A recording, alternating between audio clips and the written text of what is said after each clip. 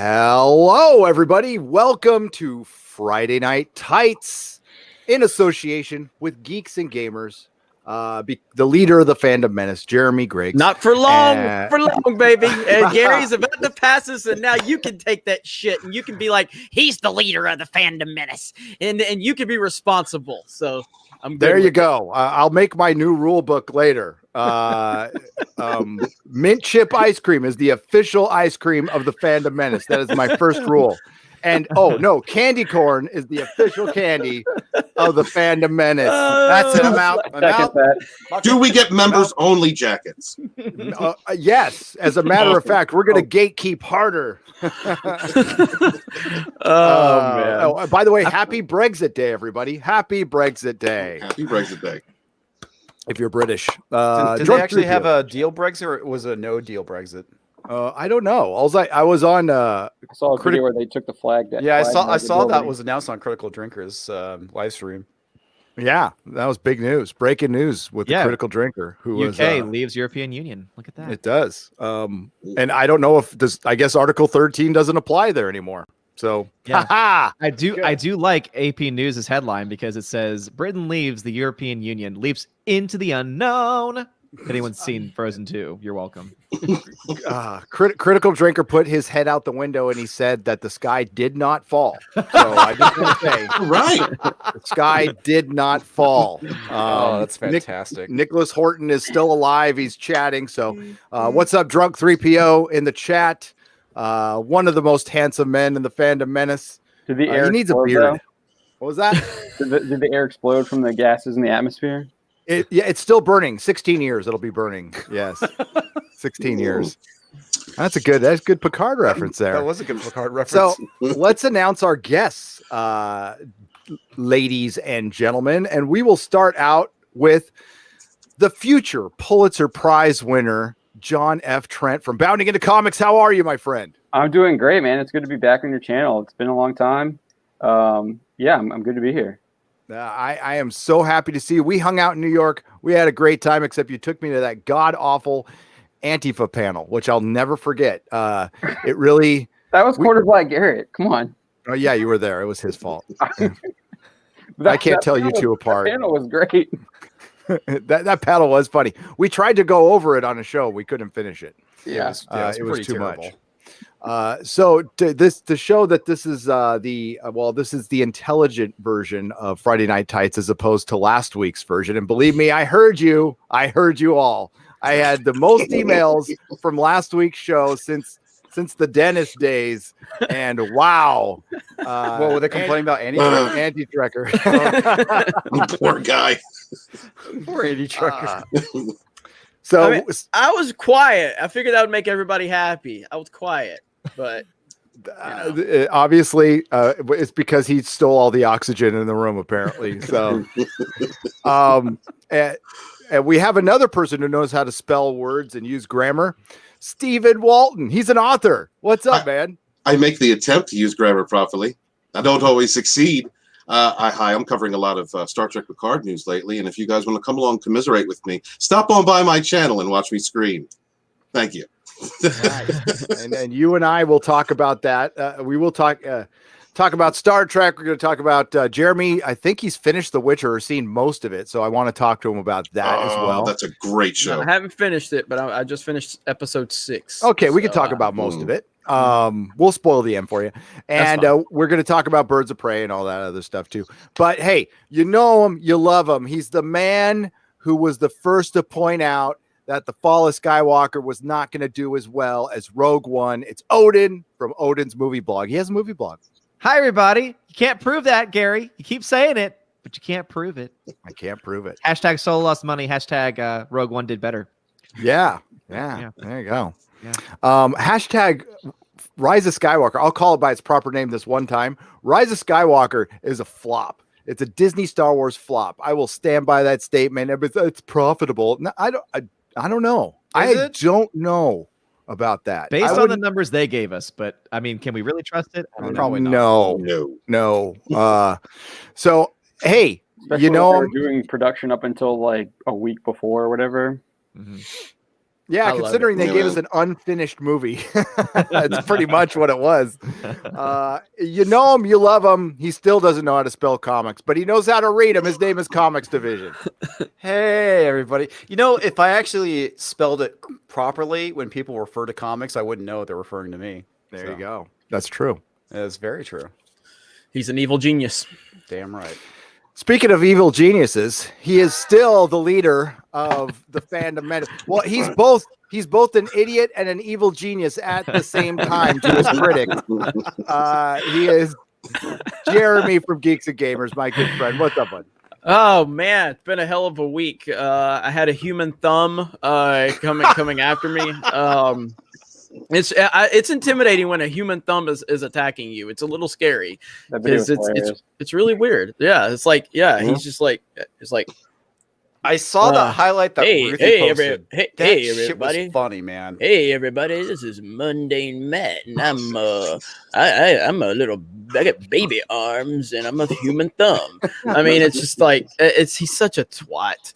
But yeah. I missed all this. You all right? I guess. He needs a hug. Whose hug, live stream was that on? Hug. It's very, very tough situation when Matt won't even make a video on his main channel because he knows he will get ratioed on the like dislike. Yet he does it on his other channel, and he still got ratioed on the like dislike. I thought he was turning over a new boulder. That's exactly what he said. But then he decided he was going to complain about my Birds of Prey video because that apparently offended him. Because we all know Matt wants to be accepted by the elites. He wants to be accepted as a real journalist. It's never going to happen, Matt. I don't know why you would want to be that anyway.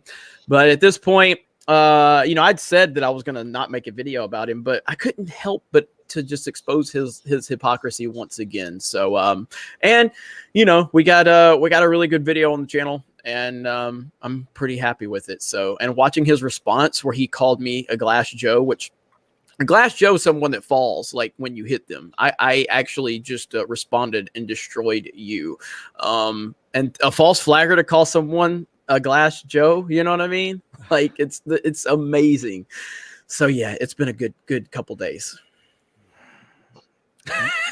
Gary's speechless. I just don't understand. You know what? Talk about movies for like a year solid without talking about anybody else. That would be my unsolicited advice. Just the problem 365 days.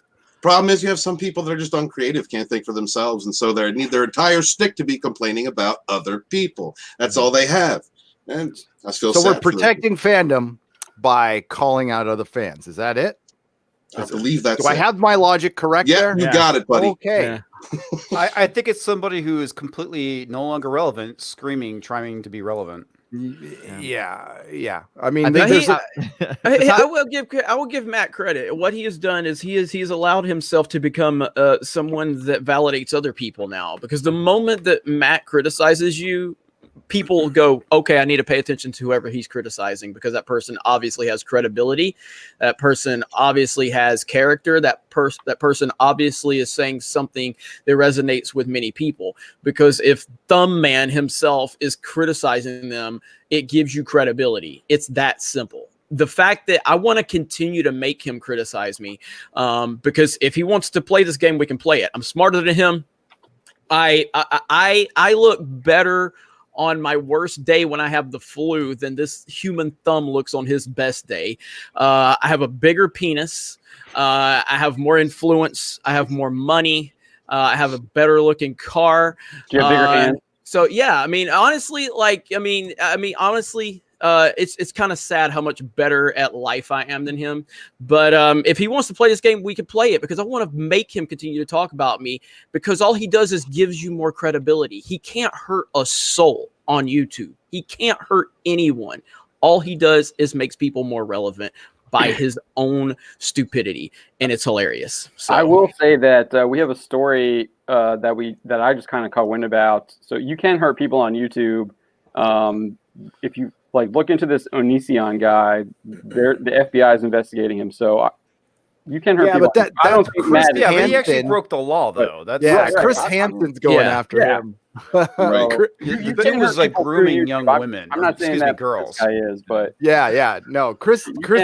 I'm Chris Hansen standing in front of my brick wall with my NBC News face while I'm doing a live stream. Hold on, you got to do a. Would you like to sit down, please? Would you like to have a seat? Have a seat with Chris Hansen. Like to have a seat. Yep. Right here. Okay. Hey, again, unsolicited advice for Matt. The man. What 365 days in a row talk about movies. There's enough to talk about. Hollywood is doing enough crazy shit. If you like a movie that we don't, it doesn't mean we don't like you. Okay? It really doesn't. I don't care who likes The Fall of Skywalker or Picard or Doctor Who. Great. Have fun. You don't have to watch me and you will not know I exist and you can enjoy your shit.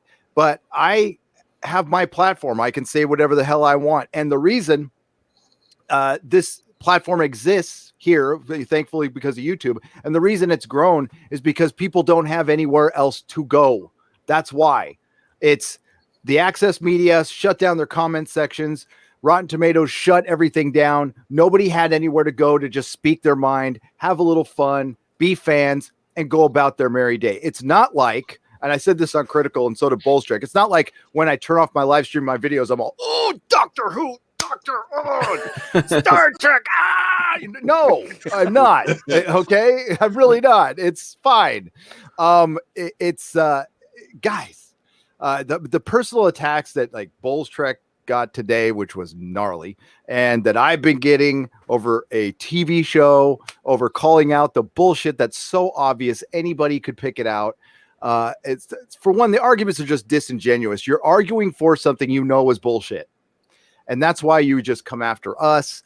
Dude, talk about Hollywood. There's enough to talk about. Going after fans. I seriously say this as a YouTube viewer, it's the most boring shit imaginable, and I can't watch any of it. I'd rather watch somebody go after somebody like Disney.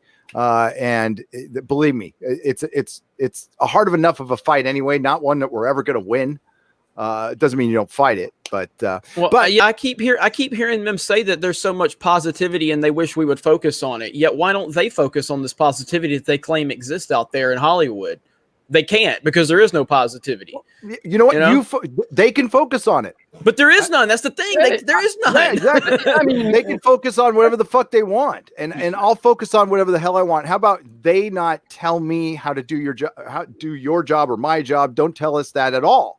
Yep. I mean, because all that praises for Joker too, so they're just lying. Yeah, and they're not the fun police. They're the fun police, Gary. Yeah. They want to make sure you're having fun the right way. Oh, really? And they're in the position. And okay, so that's fine. What are your credentials? I mean, you're a fan. That's cool. And that's all you really need to be. But other than that, as far as like telling me as a YouTuber, as a content creator, what are your credentials? I've been invited to premieres. And I've talked to people. I have sources, okay?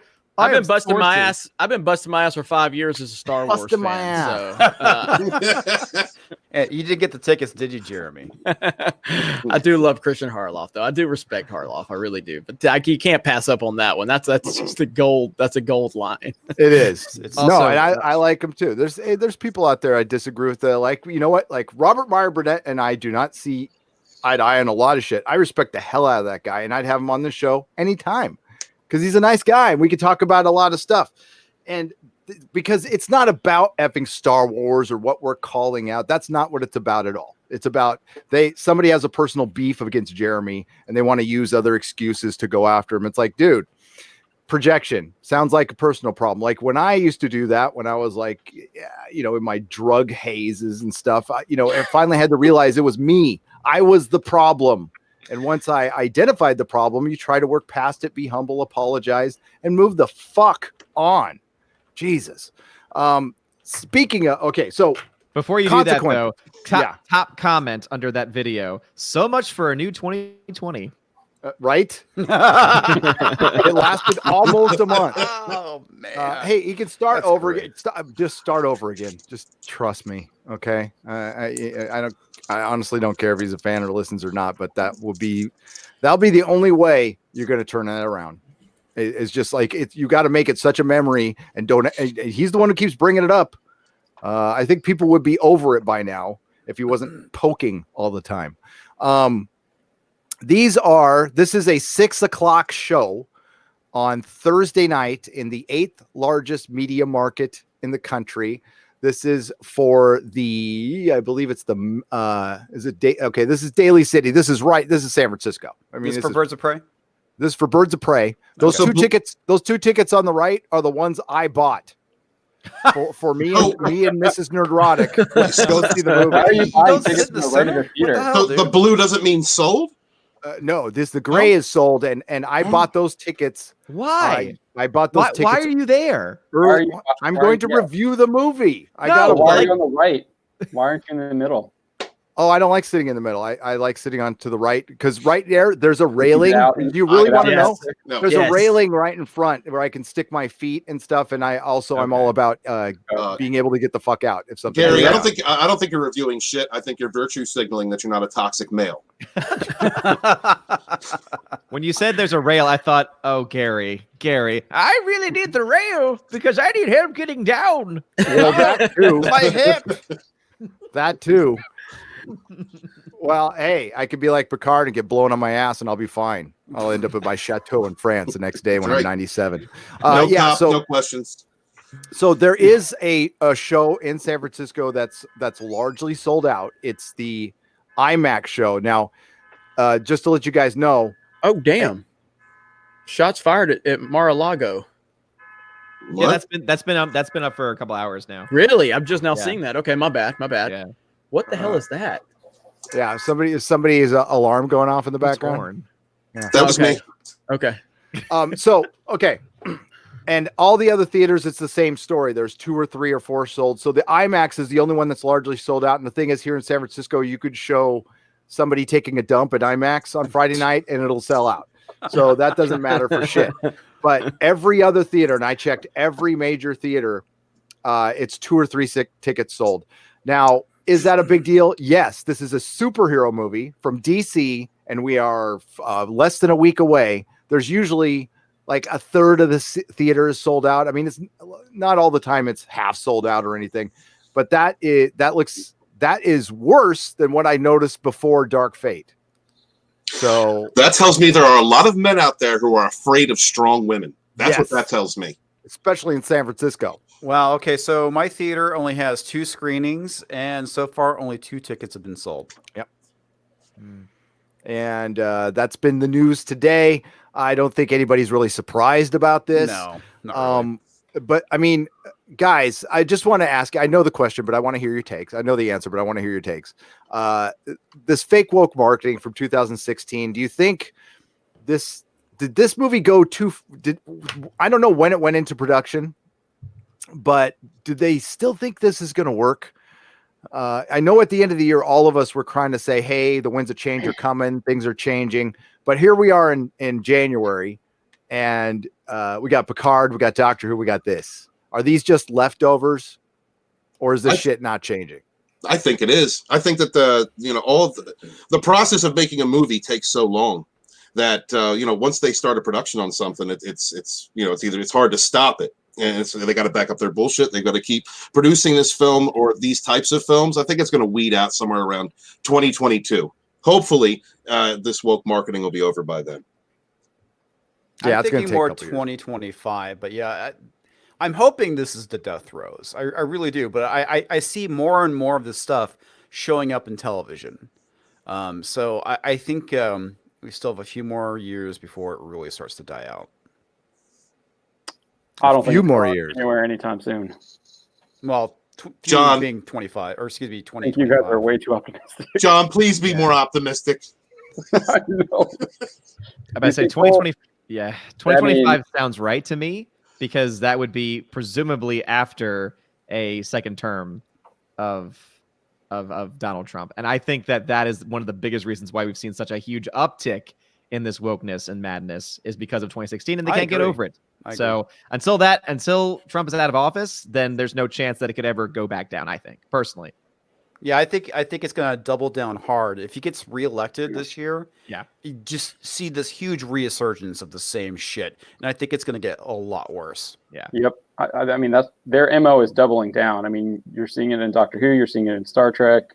They just keep. I mean, you're seeing it in Star Wars. Double down, double down, double down, and it's going to keep they're going to keep doubling down. I mean, but I feel eventually they're going to lose money. I mean, are they going to keep wanting to lose money on this? Well, I feel like Star Wars has kind of blown their wad a little too early, because the Rise of Skywalker, how it performed, and Solo and everything like that. I feel like Lucasfilm is in a position where they're having to course correct regardless of their political agenda at this point because the money's drying up. Yes, and so I feel like they've blown their wad a little too soon. Again, I don't know anything about Picard. I know that according to the Rotten Tomatoes audience score and the critic score is incredibly high. Gary and Eldridge can speak to what's going on with that. I don't know how it's being perceived overall. Lower, though. I think for the most part, if you're a normie, I think it will definitely appeal to most normies. But if you're a Trek fan, a casual Trek fan, a diehard Trek fan, you're not gonna like the show. No, I could see normies liking Star Trek Picard up front. So I'm not gonna. I don't know what the audience score is, but I imagine it's high. That doesn't surprise me at all. It's I want to say like in the 80s. Yeah, like Rise of Skywalker score is bullshit. It's total bullshit. And everybody. What I'm saying though is I don't know how that's translating. Like, is Picard doing good in the ratings, or is there excitement within this? I know a lot of hardcore Trek fans aren't excited about it, but if we go back to JJ Trek, regardless of how much Star Trek fans hated it, JJ Trek did pretty damn well at the box office. Yeah, because that movie really appealed to normies for sure. Yeah, and so they put on YouTube, it's got over 1 million views. So yeah. So I mean, you look at what's going on with Star Wars. Regardless of what the box office says, we know that it has fallen far below expectations for what they want it to. So that they've blown their wad. So yep. As far as that, both the Ready Room and Picard, I can see Picard getting 1 million views, but for one, you guys got to know how, and I'm talking to the audience, you got to know how YouTube perceives a view, and I think that's news that doesn't get talked about very much because the BBC iPlayer uses the same thing, Netflix uses the same thing now, and I imagine a lot of other places use the same thing, which is not watching the entire episode; it's watching 2 minutes. Now, ridiculous. With Picard, you also have advertising. I have screenshots of Star Trek Picard episode 1, 5 hours on YouTube with 5,000 views. 5,000. And then it jumped up. The reason is their advertising kicked in. When they started advertising on Twitter, Facebook, all that shit counts as a view. But before that advertising kicked in, just naturally, like you and I have to do, I'll pull up the screenshots in a little bit. They're nothing. And the same thing goes with Shut Up Wesley's Ready Room. Until the advertising goes out, nobo's watching that shit. I mean, even right with now, it having 1 million views, though, if you look at Red Letter Media, their review has almost 1 million as well. That's crazy. Well, so Picard's is actually dropped in the audience score. I want to say it was like 85. Now it's 79. So I imagine that score may actually continue to plummet. Okay. The second episode was bad. Well, okay. So let me ask this. As again, someone who doesn't watch Picard, why the hell is it on YouTube? I mean, I don't know. That's not a good sign, in my opinion, from the outside looking in. That's not a good sign. Didn't they do that to Discovery as well? Yeah. Yeah, but again, I think we all know that wasn't a good sign. Discovery didn't. So for me, it doesn't sound like it's doing all that great. You don't put a show that is that in demand on YouTube for free. So it's also on Pluto TV being played like 24 hours a day on one of their channels. So that kind of sounds like a Hail Mary to me. That kind of sounds like a little desperation. From my perspective. Exactly what it is. That's it. They did the same thing with Star Trek. I'm waiting to hear back from my quote unquote insiders on this. The only thing I've heard is it's being watched by a lot of people, but not nearly as much as they wanted. I'm trying to make sure. I'm going to save this picture on the desktop. So I heard the CBS All Access numbers were less than Batwoman. They are. Okay. So Parrot Analytics goes out there and they say, well, based on impressions, Star Trek Discovery is the most watched or whatever's the most watched. It's all bullshit. For one, The Mandalorian was not watched by more people than The Witcher. I'll tell you why. Netflix has 140 million subscribers and Disney Plus has 10. So there's no way in fucking hell more people watch The Mandalorian than The Witcher. Just right. Gary, it's about rewatchability, Gary. Okay? Rewatchability, yeah. I watched it like 10 times, Gary. So 10 times 10, that makes it more. So boom. Did you watch Baby Yoda 10 times because he's so cute? He's so cute. Oh my gosh. I want that $350 life-size Baby Yoda. That's what I want. Stop it. So cute. Yeah, it's I'm trying to get, there's a Google search somebody sent me, the Google search. Oh, it's on my desktop. And I was going to show the image real quick. For Picard, we did a whole article on that today. You did? Yeah. Like, well, you're probably getting it from the same person I am. That's why. Freaking. My insider likes to share his information with like 9 people. So, and I have an alternate insider who I'm waiting to hear from. As far as like how many people are actually watching this, I don't know if I'll get an answer to that. And listen, people are watching it. It got enough pull in the beginning to be considered. So I don't know. I wouldn't call it a success. I just pulled up a Google Trends chart, and Witcher is the only. So I did Picard, Star Trek, Mandalorian, Star Wars, and Witcher, and The Witcher is only behind the main Star Wars keyword. It like destroys everything else. Wow. Yeah, and I think The Witcher is. Oh my God! Now it's all frozen up. The Witcher is a bigger property than Star Trek. Wow! Like across the board. That's interesting. We are living in strange times. I mean, did you see the stuff where the on Steam, Witcher 3, after like they released it on Netflix, they had the most concurrent players on Steam for Witcher 3, and the game's like 4 years old. Mm-hmm. I wouldn't be surprised, man. Yeah. It's nothing like a TV series to kind of reignite a video game like that. Yeah. And they also announced that they're going to be printing like 500,000 more books or whatever. After that might be a low number, might even be more. Yeah. So one could say, toss a coin to your Witcher. Well, their soundtrack is in the top 10 too. The Witcher soundtrack is like in the top 10. I think I saw the video of the violinist was posting that. There you go. It'll make a ton of coin then. I think it already has. Oh yeah. I never played any of the games or read any of the books, but I'm actually interested in doing so since watching The Witcher. So the third game is really good. Yeah. The second game, I have a little bit of issue with like the controls. Bye, Gary.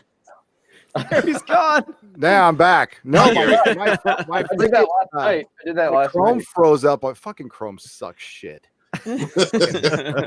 Yeah, it froze up on me, but it's back. I got to get back to my the innards of my channel here too. The whole thing fucking crapped out on me. But the Google Trend search, which I'm not going to look up now, was bad. It popped up, it spiked up real quick, and then it went back down. So sorry about that, folks. Where are we? All right, hang on. I'm almost there. Gary, can you find it? I can find it. Oh, good. It's not going to get there. There we go. Don't forget to use the railing, Gary. I'll use the railing. Gary, don't forget you're a 30-year-old boy. Yes. That was so funny. No, yelling at plot holes. Plot holes. Did they say plot holes or potholes? They said, well, I don't know. It might be potholes. That would make more sense. No, they said yelling at plot holes. That's what they said. So Birds of Prey is just it's gonna fall prey to the same bullshit that it did before. But back to Picard real quick. Putting a Star Trek Discovery on YouTube, I can listen to an argument for it. Like, it's still a new series. We're trying to get it going. This is the return of Jean-Luc Picard. This is only equaled by the return of Kirk. This, like Jeremy said, this is your fucking Hail Mary. This is it. This should have been an absolute positive, without question, hit. Like, everybody should have jumped in. Every old Star Trek fan, people who hated Star Trek Discovery, they're jumping in. Now you're seeing Star Trek fans want to like this, and they're suffering from a little hypnosis right now. They love to see their captain back, and yeah, I like it too. Original series was my main thing. It's my main thing. I like Next Generation. I watched Next Generation a lot. Picard was never my favorite captain.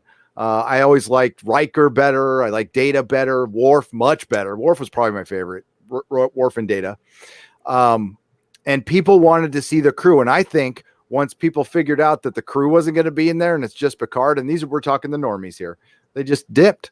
They got their free week, and that's it. Because they were offering a free week. It was free 7 days, and I think 15% off of something else. Yeah. I grew up on the Next Generation. That was, my dad watched TOS with me, and then the Next Generation came out. I love that. My whole family does, and I've talked with all of them about the show. And everybody's been excited to see it, waiting for it to come out, and everyone's like, it's Picard. Like, there's no excitement, at least in my fammy. No. And we love that series. Yeah. I mean, I was really young when I was watching the original series. It was in reruns. I loved it as a kid, but I, much like you, grew up with Next Gen. I was old enough to really appreciate it. So I think I have more of a connection to it, despite my love of the original series. And I mean, that's the whole thing. Picard was, by far probably one of the most least interesting characters. I mean, I still love the character, but compared to Data, like you said, Worf and Geordi, you had a lot more going on. He always just kind of came off as that very stern, authoritarian figure. He's Cyclops. Yeah, exactly. Right. He's Cyclops. Well, I mean, like, Patrick Stewart didn't even want to do the show. He's a Shakespearean actor. He didn't even really want to do it. So, he's kind of like shoehorning the job in the first couple seasons. But eventually he grew into it. But by that time, he had molded the character into that kind of rigid feel that he had when he was playing him at the beginning. So there are other characters that are more likable. Geordi's more likable, I think. Worf, I love Worf, and he's about, plays about as rigid as you can get. But what people expected to see a certain character when they returned to see Jean-Luc Picard, and what we've been presented with thus far was radically different from anything that I remember from TNG. The only part that I thought really was acted as if he was Jean-Luc Picard was when he was yelling at the Admiral, "This is not the Federation." I felt like he was representing the fans, yelling at CBS, going, "This is not Star Trek." Yeah. Well, let me ask Gary something. So Gary is someone I watched The Next Generation, very much enjoyed it, would never call myself a Star Trek expert or fan or anything like that. I did growing up, I did love The Next Generation. No. Should I watch Picard and cover it on Geeks and Gamers from my perspective as a kind of almost normie, as a normie? Jeremy, that'd be interesting. Yeah. Jeremy, do you drink? No. Okay, then no, don't watch Picard. No. Right here, drink water. That's about it. Just explain that. I mean, Star Trek fans, I know if you come out and say, "Hey, what you just said," they'll generally lay off. No, they fucking won't, because I'm an asshole. I did the same thing with JJ Trek. I'm like, fuck all you Trek fans. I like these movies, and they fucking killed me. But you know how I am. I'm not respectful, Gary. I'm not respectful, Gary. The people who like Star Trek Discovery like openly on YouTube they're not the best representation of Star Trek fandom. I'm sure they would say the same about us. But the thing is, I've never made a video about a person liking something or not liking something on YouTube ever. Nor have I discussed it. I talk about the show and I talk about Alex Kurtzman. But as far as you're concerned, you're going to get people going, "What are you dipping in on this?" And it's like, dude, you're Geeks and Gamers. You're supposed to be covering it. I'd like to hear your thought process on it, Jeremy. See, here's the thing about Picard. I've some of my favorite movie characters of all time, and I put Picard in more of a, I know he's a TV character who was in movies also, but I love Captain Picard from The Next Generation, much like I love Gandalf from Lord of the Rings, and so I am interested from that perspective. And there's been so much stuff discussed about this show. I am interested to kind of get into it, and if I'm being honest, I want the clicks too. Oh my God! Wait, was I not supposed to admit that? Oh my God! I'm a YouTuber and I don't know if there is clicks. To be honest with you, promoting. That's the capitalist society. Somebody's going to take that and they're going to clip it and they're going to use it against me, and I don't know what I'm going to do. It's almost like that time that they took that. Do you want me to do it again for you guys? I love The Last Jedi, and I think it did a damn good job for what it needed to do to Star Wars. I love The Last Jedi, and I think it did a damn good job. You're I allowed. love The Last Jedi. the video. You're allowed to like a bad movie. I'll give you a hug. Peacock. I honestly wanted to go. I'm not going to mention. I went to a couple of his videos because I wanted to hear what his argument was against Doomcock, and all his argument was saying Peacock over and over again. It's not a fucking argument. That's not an argument. What? I want to hear it. I want to hear a Why was he rational. talking about the NBC streaming service? I don't know, but he that's all he said over and over again, like he had Tourette's. It's like, dude, lay out an argument. Let's hear it. I'd love to hear it. As far as Picard, you might like it. Again, I wouldn't. Does it blame have a normie identity for liking politics in it? Does it have identity politics in it? beginning Because that's of going to be my big. That's going to be my big problem. With It's starting up. They're coming. Yeah. Not yet. The first episode was free of it completely, and free of the normal crap that comes with Kurtzman Trek. The only problem I had with it, that's not entirely true, because with Dodge, there's a female character. Yeah. She's stunning and brave from the very beginning, and it's just bad writing though. The actual structural problems. It wasn't like identity politics or any of that crap with the first episode. It was just written poorly. Yes. The second There was like a episode, Mortal Kombat attack in there. Yeah, that's It was weird. It was dumb. If you like cheesy science fiction, you can enjoy it. If you're looking for Star Trek, you're not going to like it. No. That's how I feel. no, Okay. and I mean, it was a full fatality though. it's Murder Trek because there's a murder in the beginning of both episodes. So yeah. Well, I think you really nailed it when you called it CSI Picard. CSI Picard. That's great. and Picard's the assistant watching his servant going over all the technology with Romulan gear. This is a Federation fucking admiral, and he's just following around an ex-spy winery servant Romulan who with an Irish accent. It's That Tal kills Shiar me. here. That kills me. Why the fuck would he let some Tal Shiar Romulan work for him? Yeah, I mean, come on, dude. And why isn't the Federation watching him every fucking second, especially in this police state Star Trek That we're is in? some Right. suspicious crap, and I'm sure Kurtzman didn't think about it. That's exactly the problem here. Is that it's pretty apparent that nobody thinks about stuff. Hey, that's a great Right. idea. What are the ramifications? Fuck it, let's do it anyway. Right. It'll be great. It'll be great. Everyone's inept. Picard, as an explosion on a building, shows up unconscious on his couch. No cops, no nothing, no investigation. They go to that house. There's no cops there, no investigation. Everyone's inept in this Star Trek universe. There's police. I mean, apparently. Okay, so I brought it up on the last live stream I was on, but one of the reasons I believe, I don't know because I wasn't there, was that they stayed out in space in the 24th century was because if they went to Earth, you would have a lot of problems narratively. You'd have to show what's the government like. Now, if it's truly a utopia, is crime gone? What does everybody do? Yeah. Are there police? Is there this? Is there that? You don't have to show that stuff because you just keep it with this military, quote unquote, science organization on a ship, and everything else is you'll never show it, and that's the way it should be. In my They have opinion. security on the ship. I would imagine they would have police. So on they have Earth. security, but do they have police with investigators? Do they have murders? I mean, like, what's going on? Like, is crime completely gone, or is the entire Earth okay, or is it just regions of it? I mean, like, again, it paints them into a corner narratively, it's too hard to answer all these questions. So just keep it on a ship. What I'm basically saying is there is a structure to Star Trek. There is a basic structure, just like there is to Doctor Who. Once you deviate from that, it's no longer that thing. Just because you call it that thing doesn't make it that thing. And just because one of your actors from that thing is in it, it still doesn't make it that thing. And No, it's not. I agree. It's like I said, it's generic science fiction with the trappings of Star Trek. It has a That's structure not- now, it's Gary. not It's Star called Trek. lens flare. Yeah. Oh, Yeah. I was going to get my phone ready to shine it in the camera. It was so freaking bad, this episode. The screenshots I was getting, I get screenshots sent to me.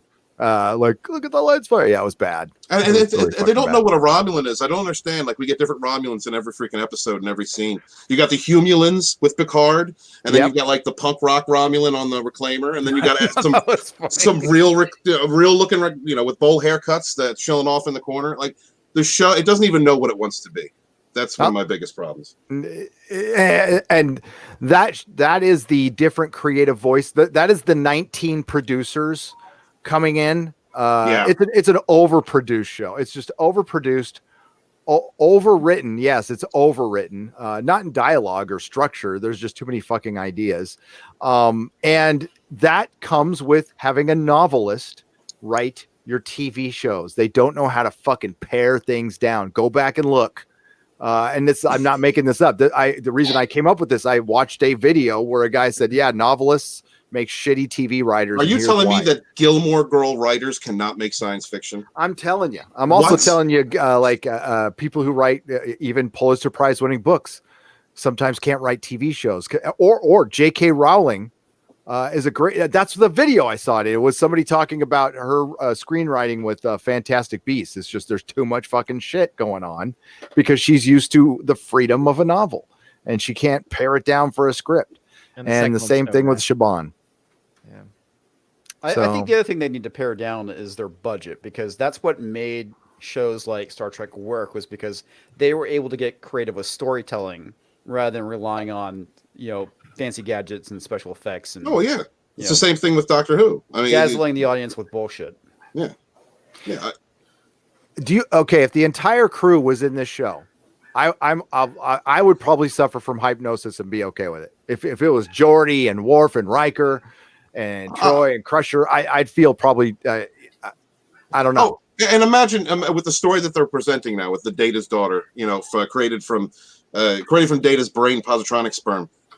You don't think that Geordi of all people, when the House Romulan was talking to Picard and said, "Why don't you call Riker and Worf and Geordi?" Why isn't Geordi a part of this show? Weren't they best friends? Wouldn't they almost die for one another? They were, and I mentioned this last night. The show really should have been about Geordi. If it's regarding Data, that makes way more sense. Why'd they only bring back the old white people?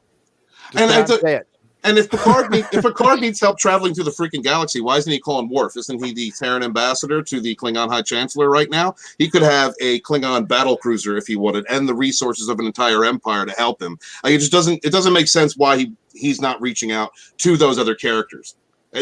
Nothing. Well, we know the answer behind that, which is Sir Patrick Stewart. So what was a better scene? Don't hang up. Or she's in space. What? Not she's off world. What? No. That's amazing, bro. Amazing. Or beaming into people's rooms without their permission, or being able to just take the molecules in a room and reenact a scene in it. I mean, and get audio. I mean, that was great. What a horrible world. What a horrible world to live in. And also, sorry, we're gonna spoil it here. Picard's dying, and they just went, "You're dying." Oh, okay. I better go on a mission. Okay. And they didn't even mention the Ironic syndrome. They just said, you're a parietal lobe problem. It was so, kind of glossed over. And how come they didn't mention that? 25% different. Yeah, has to be. It has to be. For all those people who argue against it, why not say Ironic syndrome? Is that something like that? Yeah, so why not come out, call it that? What's the harm in that? I thought that was kind of weird too. I couldn't remember what it was called at the time when I watched the episode, but I thought that was very strange. That it could be any number of one of these syndromes, But which one? We're not saying. Why not? Because we have to be 25% different. Mm-hmm. I am so afraid that Doomcock was right. #Doomcock was right. That they're going to kill Picard and they're going to name that whatever ship after him, and that's going to be the rest of whatever they do. What else will they bring that up? Why else would they bring the biggest bait and switch in history? I think you're right, Gary. It gives Patrick Stewart an out if he gets bored with the show by having that in there. So it's like if it goes on for 2 or 3 seasons, it goes on, and then they can finally kill him at the end. If it goes on for maybe 1.5 seasons and he gets bored, they can kill him off and name the ship Picard. I think it just gives them an out. Yeah. And also, it's still the potential that she could still be Picard's daughter too. Picard Data. I thought that was so hilarious when Red Letter Media brought that up. Yeah. Because that was like my initial theory for watching like the trailers. I was like, okay, this is gonna be like Picard's granddaughter or something. They got to be related because there's no way they're gonna keep Patrick Stewart around because of how fucking old he is. She has to be a Picard or something. But then Red Letter Media made the whole point of it. It seems like they're gay for each other. Dated and Picard. It really was weird. It might be. I don't know. Maybe their hopes and dreams are set on introducing this new crew through Picard, and then they can turn this into a series without him at some point. Because otherwise, Star Trek has no future. We're 3 years into the Kurtzman project. Star Trek Discovery is not a runaway hit. It's obvious. They're just trying to give it another season and save face.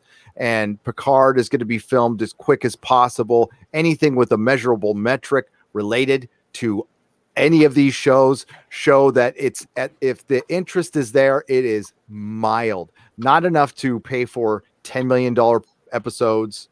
And there's no toys. There's no nothing. It's a ridiculous budget. Yeah. And if they were going to go that route, if you look at every scene that doesn't involve Picard, it's very early 21st century-esque. You know, the wording, the situations, the terminology. If they were going to just kill Picard, that would be them killing the past and then moving forward with the show set in the 24th century with Star Trek slapped on it, but it's actually more like an early 21st century drama. Okay, I got to read this comment. This is great. Epic Mojo, this is fantastic. The gender neutral zone.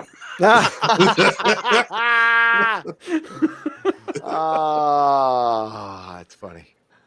We're going to get to a couple super chats here, and damn it, I had something set up. I'm going to read a couple of I'm going to read some from last week as kind of a Q&A thing.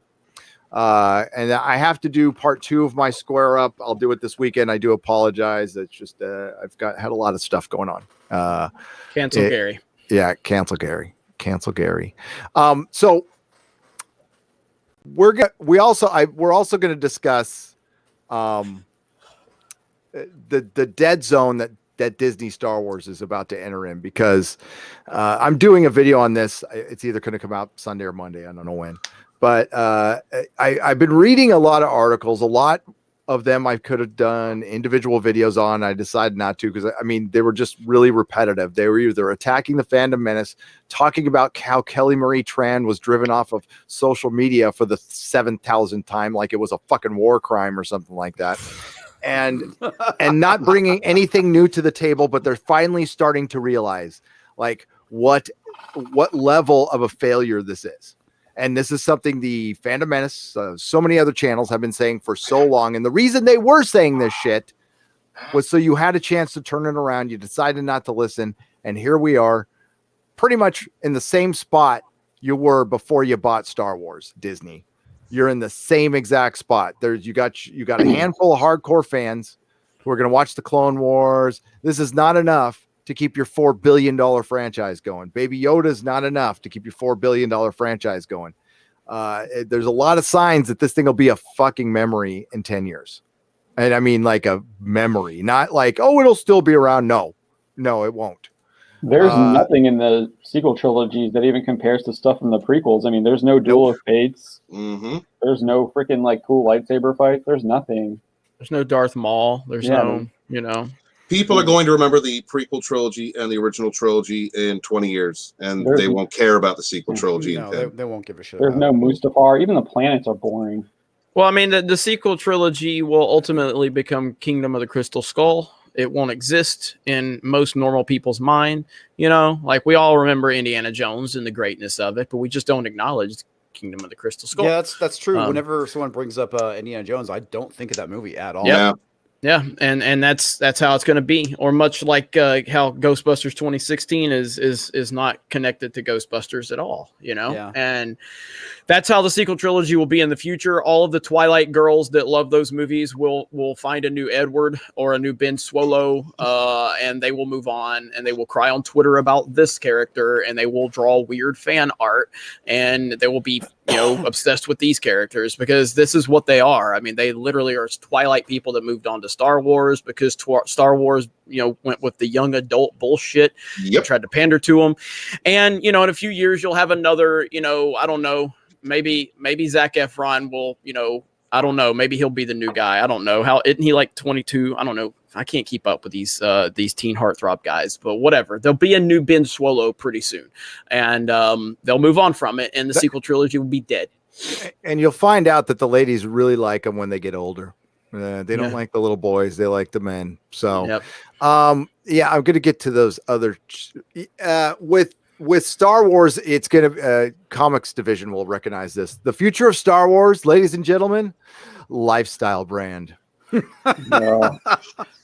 That's what it's going to be. It'll be a ride at Disney. It'll be a very successful ride. It'll be fine. I've already got that. There'll be T-shirts and bags and stickers and nothing. No, $11 sporks. sporks. Did you see this? Yeah, the sporks, man. Oh my gosh, I can't believe that. That's just okay. Fill me in on the spork thing. I saw the story. I wasn't interested enough to read it, but yeah, Drunk 3PO I think covered that for us. But I don't know much about it. I didn't have time to look into it. There's so much news going on lately. So the spork thing, I don't know. If anybody knows more about that, I don't. So people were stealing the sporks apparently from the Star Wars lands in Disneyland and Disney World, and so they stopped. Like they took them out of there, so people couldn't steal them anymore. They were stealing them and then like selling them online or whatever. And then now they've like reinstituted them, but you have to pay $11 for them. And Sporky News Podcast would like to start the hashtag Spork Lives Matter. Thank you. Spork, only his. I don't care about anybody else's. But you can go get a spork at KFC, I think, still, and not have to pay $11. Popeyes, dude. Popeyes. Or Popeyes. Doesn't KFC have them too? They might, but Popeyes is better. So. Okay. Yeah. I was just. I just had to put it out there. I mean, I like Popeyes better too. I don't know about you guys. I'm going to go to Galaxy's Edge. I'm not getting a lightsaber. I'm buying a spork. That's what I'm going for. For $11, it better be a damn fine spork. Oh, it's tilted to the side. It's almost like a knife too. Oh, you can like spork shank you. Spank you. I could spank you. Cardinal Sin for $20 says, "Hail Nerdrotic and thank you for an amazing Exozone last night. Brilliant. I saw someone say best show on YouTube and another said best live stream on YouTube. Wow. Get ready for next week. We got Greg Bishop for you confirmed. We got to talk about that, Cardinal Sin, because my next week is crazy. But I'll send you an email.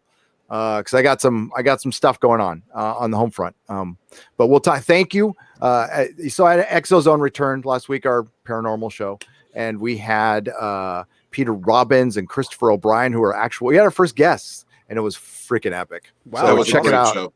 Thank you, by the way. Thank you. We talked about all kinds of weird stuff, and it'll be on the Harvey Zone. I think it's on Doomcock's channel still. Cardinal Sin has become a member. Thank you very much, Cardinal Sin. So the future of Star Wars. Let me pull that the article was up and then my stupid thing crashed. So Forbes is my God, they write a Star Wars article every 5 minutes, pretty much. They have been getting, but this one was the one that we really need to talk about, and it's Star Wars is basically failing some more. I don't believe it. Yes. There's no way. It is. So again, as I was saying, it's the fault of all those Fandom Menace members. That's pretty much what every article has been. Toxic minority. I've been so busy I didn't even see this article. How long ago was this one? 5 hours ago. Oh, all right. I'll be covering that one tomorrow. So, well, at this point, we might as well wait till the weekend to when we get the actual numbers in. But it looks like because I think it'll track below this. Odin, you can correct me if I'm wrong on this one, but it's a short article. We'll read it. Box office Star Wars Fall of Skywalker tries to avoid worst 50-day decline ever. Mind you, this is all not adjusted for inflation, but no, because it'd be worse. It would be worse. Star Wars The Fall of Skywalker feels like it has come and gone at this point. It certainly has, hasn't it? With 1917 powering its way to a potential Best Picture win at the Oscars and Bad Boys for Life claiming the #1 spot at the box office 3 weeks in a row, it seems like The Fall of Skywalker's box office woes are a thing of the past. It turns out, though, that the latest Disney Star Wars film has continued to break box office records, just not the kind of records you want to be breaking. And it could break a huge one next Friday. There's no doubt that The Fall of Skywalker has achieved some incredible box office milestones, including the highest grossing movies ever with 503.5 million domestic, and 1.49 billion global cum. It had a December this is bullshit, that bested Avatar in all 3 of the Lord of the Rings films. Fuck you. Shut up. Wrong. Don't even compare fucking Star Wars to Lord of the Rings. That's fucking nerd blasphemy. That's such bullshit. For one, you don't fucking put in the inflation. Lord of the Rings. I'm sorry. How many fucking Academy Awards did Star Wars win? I'm sorry. Can I get that number again? Fucking 9 films can't equal what one won for Lord of the Rings. Greatest trilogy ever. Don't ever fucking It did win some Zeitgeist Award, though. It did. That's good. I saw that. Fuck. Not that Academy Award count, but come on. What is Come on. Award? I don't even know what that is. Yeah, what is the Zeitgeist Award? Did it win some MTV Movie Awards? It was like some casting society of America or something like that. Or I had no idea what. I had never heard of them. That's like a Saturn award. It doesn't count. Doesn't really matter. So, but again, like we got Jeremy here. How many sports ball teams are remembered for leading in the first quarter in the Super Bowl? I could take a shot at Uche right now, but I'm not going to do that. But I would take none. a shot at Uche. No, just it was from our Sports Horse chat a few weeks ago. I'm going to keep roasting him on that. But there's no need to get Uche started, because once you get him started, it's hard to stop that mofo. But yeah, none. I mean, and that's the whole point. I mean, the only teams that get remembered for things like this is more of an infamous nature, kind of like the Atlanta Falcons or the Patriots when they were 18-0 and they didn't close the deal and lost the Super Bowl in the final minutes. Yep. Or the Falcons when they blew their massive lead against the Patriots. That's how you're remembered infamously. So good job, Rise of Skywalker. Good job. Yep. But Rise of Skywalker also quickly stumbled after a strong start. Not only did the Disney film experience a much less than impressive weekend than its 2 Star Wars predecessors opening weekend, 177.4 million. That was the opening weekend. Then it had a sharper decline. Well, let's see what these declines were. Oh my God, this weekend breakdown is just fantastic, by the way, because it's like you got to use it. You got to use this in your box office breakdown. Oh, for sure. I'm going to open my video up. I'm going to say, I can't spin these numbers in a positive direction. So I just want to go ahead and put that out there. Can't spin these in a positive direction. Oh, yeah. You know what? I forgot. Somebody used one of your because I can't spin these. That's right. So that was Jarbo who did that. That was the first weekend that didn't do as well as the other 2. This was after they gave. Okay. So they came out. Remember, it was the Christmas Day, and they decided to use the Christmas Day numbers and throw those out there and make it sound like it was this just epic opening fucking weekend. Remember, guys, this weekend they got basically 2 weekends on their opening weekend, and they still couldn't do as well as The Force Awakens or The Last Jedi. They fucking cheated. They stretched everything out. They manipulated everything they possibly could. It was the most fucking theaters that any Star Wars film has ever been in. And by the way, week 6, 96.8% drop. It made 5.6 million. And this is what we're looking at. For one, some of the movies it's compared to tells you a lot about modern cinema, to where Scorsese's not totally wrong. He got a lot of shit, but like, look at these. Captain America Civil War, a movie that's largely enjoyed by everybody, had a 98.7% drop. I can tell you this because the movie was all about the airport scene and not much else. And Avengers Endgame had a bigger spot drop because Comix Division and I did a review on that one where we said we liked the movie, but we ripped it for 2 hours. And which was true. Deservedly so. We got 90,000 views on our live stream. Sebastian Stan's ripping it now too. Yeah, because it makes no fucking sense.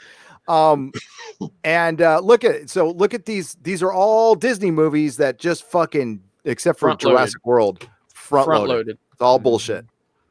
So on a year that the Joker comes out and changes everything, so much so that DC can't even change itself fast enough. It's still the same company's putting out Birds of Prey. I cannot fucking believe that. Believe it, buddy. Believe it. Hey, I want to, just because somebody made it in the chat, and I want to touch on this just for a second. Odin might know more about it. Where'd it go?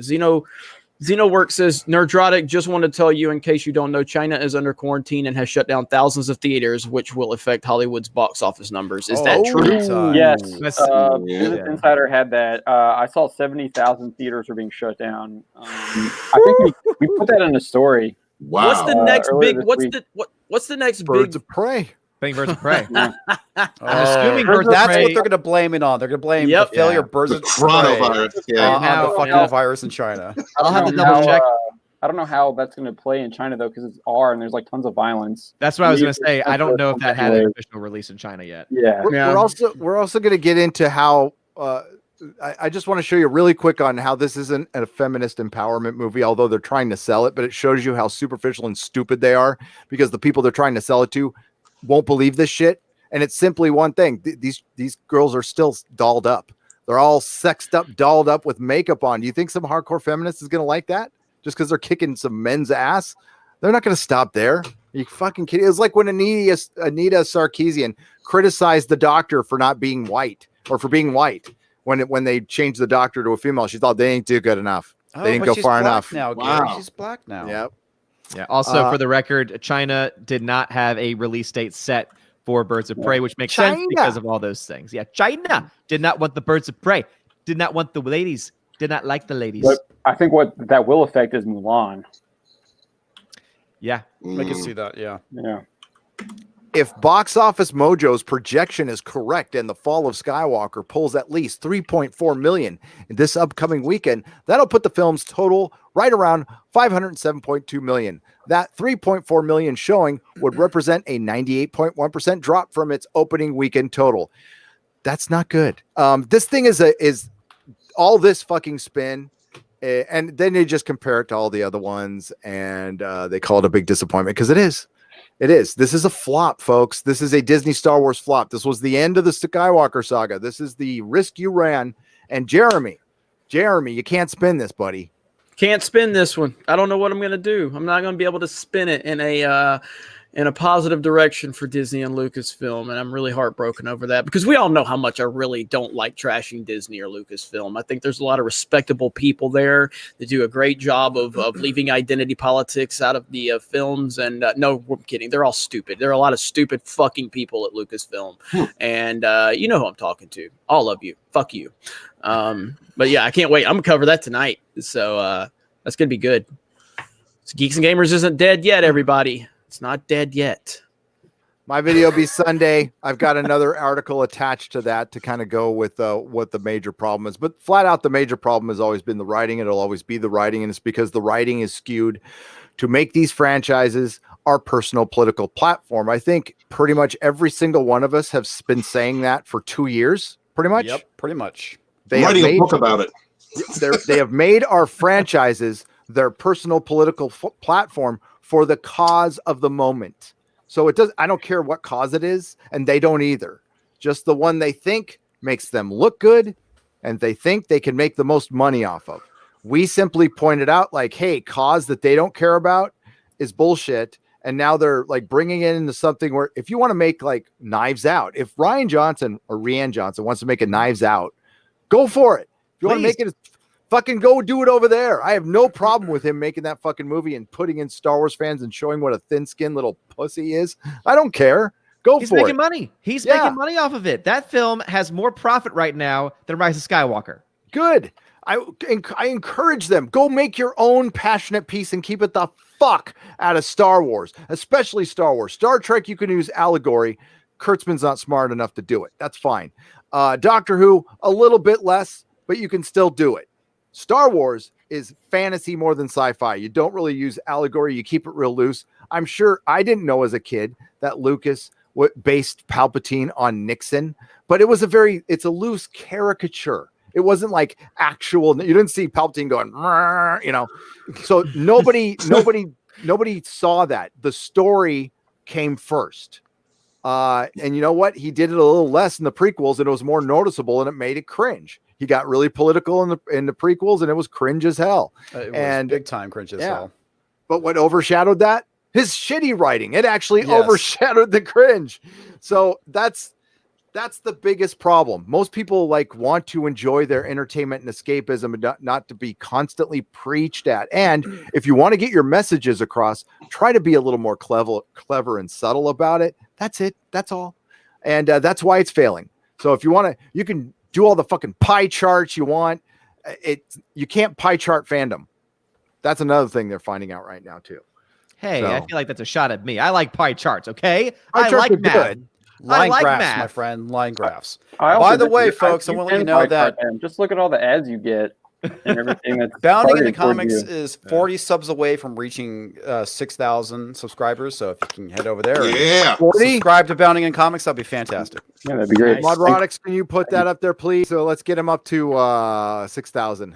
And he could thank me. By the way, I want you thanking me pretty much every day for the rest of your life. That's all. Well, as Jeremy long as- makes as me long thank as- him. As long as you thank me for all those articles you use in your videos, that works too. Just want to Like journalism. driving traffic to your site. Oh, by the way, thanks for bumping my rumor video. I do appreciate that. I'm going to share that on Twitter. Oh, So- just I this was just something I saw. So we I don't know if y'all saw the article that we did with what's her name? I think her name is Tara or something like that. YouTuber was like calling out Hollywood for the way they were treating Henry Cavill and Cavill and all those all his like interviews and stuff. I think when I found that video, it was like had like less than 500 views. I looked at it today; it's over 40,000. Nice. Damn. Oh yeah. The power of bounding into comics. No, it actually, when you write an article, it gives the video quite a bump. The only reason my recent one didn't get a bump is because it got a copyright claim. Serious? Nice. First fucking one. The I've Doctor gotten Who one? my Doctor Who one. Yeah. I usually use trailers, and to their credit, BBC and Disney let me to use them. They don't give a shit. But CBS and Warner Brothers are fucking thin-skinned bitches of companies, so I don't use them. But the most recent trailer for the last episode, which was The Fugitive of the Jadoon, they hit me on that one. And it just and every time you get a copyright claim, so I'm going to keep the video up. You wrote an article on it, so whatever. They're getting the money for it though. But not me. That sucks. Yeah, that's life, man. That's life. I'll just keep reviewing their fucking show, just as As a courtesy. a courtesy. And listen, I won't bore you guys with Doctor Who talk here because I'm the only one who watches it. It's just what it suffers from is what everything else suffers from. We can't just move things forward. We have to change the past because the past is wrong. The past is bad. Luke Skywalker was bad. So we had to make him a grumpy little uncle who who gives up on his family and is just a stepping stone to Rey. The Doctor, we're going to rewrite the past. It's originally a female. Picard, at the end of Next Generation or Nemesis, he quits for 20 years and goes and drinks wine on his winery and bails on Starfleet. Wow. Gary, Yeah. so the original Doctor is now the Blocker? Maybe it's looking that way. I mean, if you use the woke math on it, I mean, they certainly could do other things, but it's a black female Doctor, so they can't make it an evil Doctor. So it can't be the Valiard. I know a lot of people would say Valiard. No. You're not thinking like 2020 BBC, because they would never portray a black female Doctor as a duplicitous evil Doctor. Never. But they would portray her as the first. So Of course. we'll see. We'll see if it comes out. Also, I do like how this article says that it bested Avatar in December, but if you look at just the domestic numbers for it, yeah. That's bullshit. Avatar did $339 million when you adjust for inflation domestically. in But they're not December adjusting alone. for inflation. No. They're not. No. Did Box Office Mojo remove the ability to adjust for inflation? They've reviewed so many things, man. I I've been stopped going over to reviewing. the numbers.com instead. Who are they? They're owned by Fandango, Amazon. Amazon. It's Yeah, Amazon. you can't trust them anymore. Yeah. Yeah. So they seriously compared The Fall of Skywalker to The Fellowship of the Ring, which came out in 2001. That's 20 years ago. That's a serious difference in inflation. Yeah. I'm Yes. gonna look And up storytelling. I'm gonna and look up storytelling. the first Lord of the Rings and see what I can find. Oh, I saw that. You- That triggered me, man. You do I'm that, like, Odin. I You will. are the numbers guy. I'm gonna You do that. my math, okay? I'm going to read a couple super chats, guys. Okay. Go ahead. Go for it. Trek dogs for $21.99, and those are pounds. So those are, I don't know. That's useless money now because Brexit, your country's falling apart. That's like a peso. I'm going to call them pesos. Just kidding, Trek dog. Hail, Gary. According to Dave Cullen, fractal nerdrotic cloning is a thing. Yes, thank you. In that video, it's fractal nerdrotic. Yeah, that's when you get two clones that'll have sex with each other. So I'm just kidding. That would make it more interesting. How kinky. That's a little dodge on dodge action. So now you hire yourself as a producer and scream enrage before you jump start from your house to the supermarket. They can split now. They can split now. They can clone now. They can, Trek dog. You know what? I'd be the last person I'd hire as a producer. Just so you know. Sir Ruin of House Roundhead for $4.99. When you get a chance to go to Arulanauts channel, I've never heard of Arulanauts, and watch their video called Kylo Ren Reacts to the Rise of Skywalker. It is hilarious. Okay. Noted. Sir Ruin of House Roundhead, do you go on other people's live streams and tell them to go to my channel for videos? I'm just wondering. You super chat them and tell them to go to my channel? Or you just come to my channel and tell other people? He probably, you know, his answer would be, he said, whenever I super chat them, they read it within 10 minutes instead of 2 hours. Nice. It's the Ruin of House Roundhead for $4.99. Jeremy and Gary, I'm sorry I took you to see the terrible Joker movie when I was taking you to see the masterpiece Birds of Prey next week. I know. You're such a misogynist, Sir Ruin. Oh, man. JS 999. Hail all. Here's some money to say thanks for the podcast. As a truck driver, I get many hours of entertainment as I drive. I don't get many chances to watch live stream, so keep up the good work. JS, thanks for jumping in. And yes, hail to all the truckers out there. I know you guys are always listening to stuff, and you all used to listen to Art Bell or talk radio or books on tape. And yeah, as a fellow, I don't drive as much as a trucker, but I like to drive almost as much as Jeremy does. And I listen to a lot of that stuff. When was the last time you went on a road trip? Like 2 weeks ago, a week ago? Me? Yeah. Me? Yeah, you. 3 days ago. 3 days ago? I'm going on one in like 3 or 4 days. So yeah, and I'm going on another one here in the next couple of weeks. So I just love driving. It's my thing. I like my hands on the wheel, cruising, and you know, stopping where I want to stop, and you know, that's it, man. Hey, Jeremy, where are you going? Where am I going now? No, Or in next week. I'm not coming near you, so don't worry about it. So Well, that makes it sad. Well, even if you were coming near me, you'd still not tell me, and you drive right by me. Especially with that voice, I'm definitely not coming near Jeremy, come on. Captain Creeper. Yeah. I'm heading up north this time, so. Yeah, I'm north of you, so. No, you're not. Yes, I am. Oh, wait, you're not in New I'm in Orleans anymore. I'm in I Tennessee keep now, forgetting. I keep forgetting. All right, then you know what? I might be stopping by. I might be stopping by. All right, I'll let you believe know. it when I see it. Will you pray? Will you pray for me when I get there? I will I'm pray gonna need for it. you. Okay. Absolutely. I'm gonna need it. I'm gonna need it. So, all right, Also- yeah. No, I keep forgetting. I forget that you moved because I was thinking New Orleans. Okay, yeah. I'll hit you up, brother. Also, congratulations to Bounding. They just hit 6K. Yep. Nice. Thank you. You beat me to it, Congrats. Odin. You beat me to it. Yeah. Nice. that's awesome. Thank you. Appreciate Well that. done. Thank you, Gary. You're welcome. Okay, Okay, once a day. Occasional Cortex remembers our car video. Odin says, "More hookers and Saint Vader." Oh. Not a lot of people watch that live stream either. I watched it. The fact that people remember it, And yet it's the Hookers most and- I memorable. watched it. I was Hookers and watching it. Saint Vader. Why do my car videos are the most memorable live streams? And that's the best part. I It's mean, because of you, man.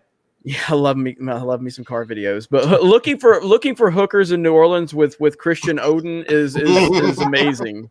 I mean, you would think me cruising for hookers and drunks in New York with Cecil would be must see TV, which it was. But when you're cruising for hookers with Odin, that's even better. Especially So- and I took you to my church after too. He did. What? Now, Jeremy, go repent. I was like, oh, here's my church. He was so uncomfortable.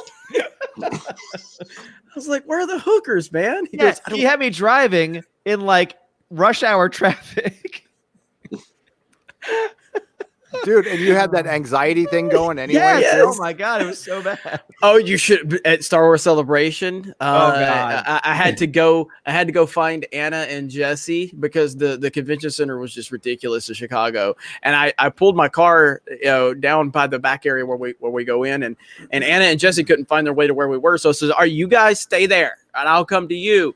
And I was like, "Odin, can you sit here by the vehicle?" He goes, and I'm like, it'll be just a minute. It was just a minute. And I come back out with Anna and Jesse, and like fucking security's around him. He's paranoid. He's like freaking out. He's wanting to cry. It was hilarious. Because there's a car behind me, and I'm like, I don't know who that is. Oh, I was God. scared. I was very scared. Jesus, Odin. We'll protect you. We'll protect you. Thank you. Now, once I was in the convention hall, I got better. But when I first got there and I didn't know anybody, I was just like, guys. He finally found me, and it was all good. No, it's so funny. I found Jeff. So literally, I look up and there's Jeff, and I'm like, oh, it's Jeff. And It's hard not to see Jeff when you look up. Exactly. Orville Nation for $5. Gary, as you may know, and I didn't know this, Orville Nation, one of the first Atari hotels is opening up in San Francisco this year. Do you plan on doing a walkthrough? Regards, PJ. Yeah, I'll do a walkthrough. Hell yeah. I had no Atari idea. Hotel. Yep. Atari An hotel. Atari hotel is opening up. What the hell is an Atari hotel? Like Atari, based on the Atari, the video game developer. I that's why I kind of figured, but Okay, yeah. So they're doing a hotel inspired. It's like an Atari theme.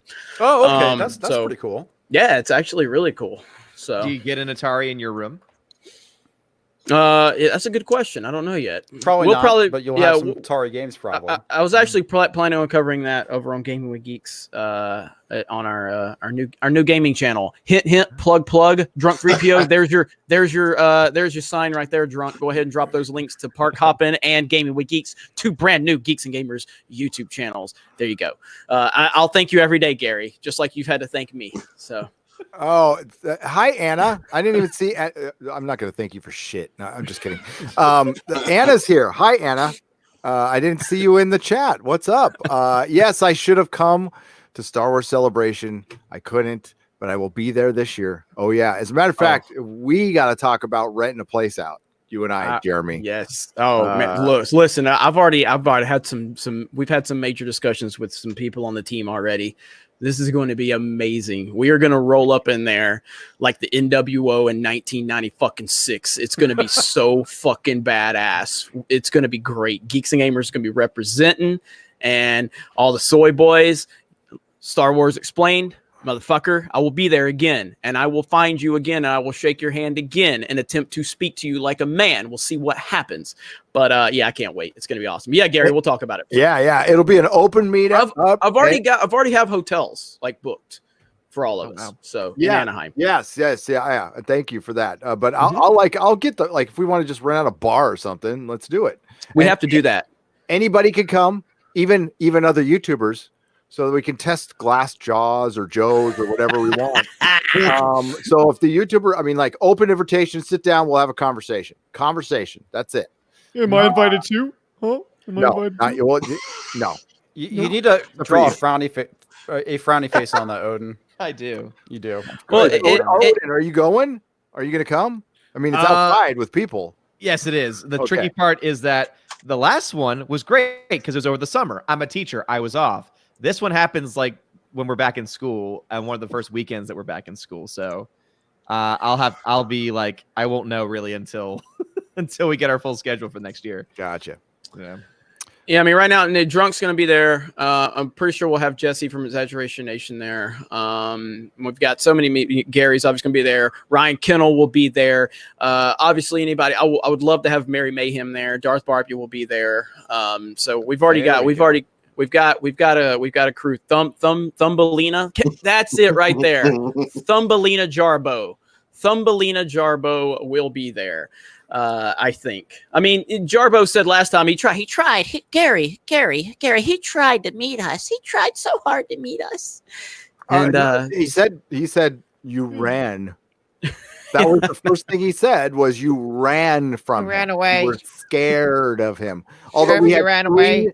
public open meetups that we constantly announced on Facebook, Twitter, Instagram, and YouTube. But we ran. Okay. You ran away. Gary could confirm. We walked the floor. I was actively looking for people to confront in New York and San Diego. Were you with me? Well, we didn't get to go to the convention floor together, did we? Yeah, we were in New York. That's right. San Diego. Yeah, because we got mobbed over by Hot Toys and everything like that. Yeah. So we met Baptist 702 on the floor. We met a bunch of people at the Hot Toys booth, and we are. I walked around Star Trek. You walked around New York. I walked around New York. I mean, I never had a person raise a middle finger to me. Not once. Nope. Maybe I had one guy during a live stream say, "Don't you hate on Star Wars for a living?" And I said, "I hate on shitty Star Wars for a living." And he goes, "Damn, that was a good answer." And I was lying. He goes, "Hey, aren't you the guy that hates on Star Wars for a living?" I said, "I'm the guy that hates on shitty Star Wars for a living." He's like, "Damn," he responded. I was like, what do you mean to do? So I didn't tell you this story. I got recognized in public for the first time here. Nice. I was in my gym, and the guy comes up to me and goes, "Nerdrotic," and he's like watching one of my fucking videos. Yes. Wow, dude, that's amazing. But he brought Friday Night Tights up. Jeremy Griggs. Now by the way, the crew at Pete's is probably watching. So Pete's Coffee, the one where I get this from all the time, they watch us. So what's up, Pete's? Love you guys. That's amazing, dude. Yeah, right it's on. weird. It's totally cool. No, the guy was that was Matt. So shout out to Matt. We met in the gym. So that's awesome. And since you just read that super chat from Orville Nation, I wanted to mention to anybody that is a Star Trek fan. General Martok himself, J.G. Hessler, is going to be on Orville Nation tomorrow at 6 p.m. Eastern Standard Time. Check that out. Sub to Orville Nation if you haven't. He's got a lot of different actors coming through on that channel. That is amazing. So please check that live stream out. I can't wait for it. Orville Nation's killing it. He's killing it. He's doing such a good job. We'll get you on soon, bud. Stargate 404 for $10. Can't stay long. Wanted to thank Jeremy for doing the Lord's work and taking down the Boulder Boy Baron Jar Jar Jarbo. I know I'll burn a little bit longer in purgatory for ever being subscribed to him. 404 continues. Also, I really wanted to thank everyone on the stream here and some others who aren't, Midnight's Edge Doomcock, for keeping me company when I had eye surgery and I couldn't open my eyes for a couple of days. Oh, damn, dude. Jeez. Brother, man, we're glad. Stargate 404, you've been a long time supporter. We thank you for your support. I mean, forget us, dude. Get better, feel better, and we appreciate your constant support. And have a boulder on me, okay? Leave it to the Christian to ruin a sentimental situation here. Levity. It's entertainment, man. I had eye surgery the same way. I had to close my eyes for 2 days, and it sucked. And I just thought about thumbs going places. Nicholas Horton for £2. Hail Gary, happy Brexit Day. Happy Brexit Day, Nicholas Horton. Maybe I'll have a Cal exit day someday when I exit California. You need to do that sooner rather than later, dude. Yeah. Everyone else is. So. Before the earthquake happens. I believe it's illegal already. Hang on. I'm pretty sure that vaping is now illegal here. But you can poop on the street. I thought it was flavors. Wow. Okay. Yeah. Public urination and defecation. They're all flavored. But vaping is John. bad. They're all flavored. They're flavored gold leaf for nicotine. Vaping flavors illegal. I think it's this month, right? Yeah, I saw that. Stupid. So now, if you want, say, blue or whatever the other one is, if you want it mailed to you, an adult cannot get any of that shit mailed to him in San Francisco. Wow. At all. It's illegal. Republic of California. So you can't even do it in private? Like in the No, privacy they of can't your send home? it to my house. You can go to Daly City and open up a PO box and have them mail it there and just fucking drive it across, which is Yeah. That's the irony. Okay, so marijuana is legal in California, but vaping is not going to be. Yep. What the fuck is wrong with your state? Everything. You can poop on the street while smoking a blunt. But you can't vape. I'm so glad I escaped the clutches of California when I was very, very young. So they instantly put a bunch of businesses out of. I mean, they're out of business. They're done. yeah. Like immediately. And this is like, but I can go buy a But pack think of of the fucking children, Gary. cigarettes. Think of the children. I can still smoke cigarettes, but I can't get this. This is so fucking retarded. Oh my god! But Well, I this just is also the state that R declared. word. You just used the R word. I did. This is also the state that declares what caffeine or coffee as a carcinogen. So I'm trying to see the date on this one. Fucking dumb. Whatever. It's stupid. Don't come here. Don't come here for tourists. You'll get shot. You'll step in poo. There's a needle. I mean, just don't come to San Francisco. Don't. I'll be out of here soon. I'm sure I'm actually an advocate for the city. I'm sure they'll love it. Don't come to San Francisco. Save your life. Judicon for $5. Hail, Gary. That was an excellent live stream. You were with you and Critical Drinker and Blows Trek. Hail the rest of the panel. He says, hail. Hail. Thank you. that Hail. was an awesome live stream, man. Drinker's awesome. I had him on about a month ago on Geeks and Gamers. Which I still got to have him on again. He is awesome. I almost had him and Mahler on at the same time, but Drinker was just on for a bit, and then Mahler was getting something to eat. But yeah, I love Drinker. Drinker's awesome. Mahler's awesome. Those are great upper tier guys. Mm-hmm. Bird of Prey 5 for $5. Antifa has been destroying NYC today, damaging the subway system because they want free subways and want to disband the police. What the? I don't. You have to pay $5 for a foot long. I don't know what I just saw, but Jack Posobiec just tweeted something, and this Antifa person being carried out. Can I show it, Gary? I don't know what the hell I'm looking at. Yeah, I pull these off the channel anyway. So okay, look at the. I have no idea. Somebody retweeted said, "Is that Hillary Clinton?" But I mean, here it is right here. So this is them. I don't know what's going on here. I turned the sound off, but look at this. What is that? What is this Antifa person? Is it human? I don't know. What is it? It looks like they're wearing a gorilla mask. It took me a second to make it out. Yeah, what the? Or they're in blackface. I don't know. I can't tell. That's terrible. That is awful. CBS Star Trek alien or something. Yeah. It really is. One more time. I don't know what that is. It's like a pink nightmare. Oh, okay. I see what it is. They're wearing. It looks like a ski mask and glasses. Yeah, in a pink fluffy jacket. It looks like Krang a little bit from Ninja Turtles. Yeah. Soy-based sexual deviant to me. what the fuck? Anyway, I'll God, I'll retweet Posobiec's. that's great. Oh shit! It's crazy. So, Bird of Prey 5. Bird of Prey 5. Thank you so much. I'll look into that. I hope you're okay. Bird. Talk to your boy, man. Talk to your boy. He made a video today. I laughed so hard because he thought he's all right. Fuck it. Anti-Trekker. I love Anti-Trekker. He made a video today. I couldn't believe it's called "Who Is Really to Blame," and he's talking. For the 7th video of the row, he brings up the Fandom Menace, and he's saying we're being too harsh, we're biased, whatever. And then he called me out for calling Jar Jar Abrams again. So I could seriously pull out a video right now where Anti-Trekker's saying he hates people. Like I've watched all his videos. I don't know where the fuck he's coming from with this, but there is a live stream where he goes, I hate Michelle Paradise. I have never said that about anybody from Star Wars. And he's all, we've really got to be a less hyperbolic. And we got to stop the anger. I'm like, I'm laughing, Bird. I'm laughing because he follows it up with this. He goes, the real problem that nobody has figured out in the Phantom Menace is that these writers are using these franchises for their own personal political platform. What? Are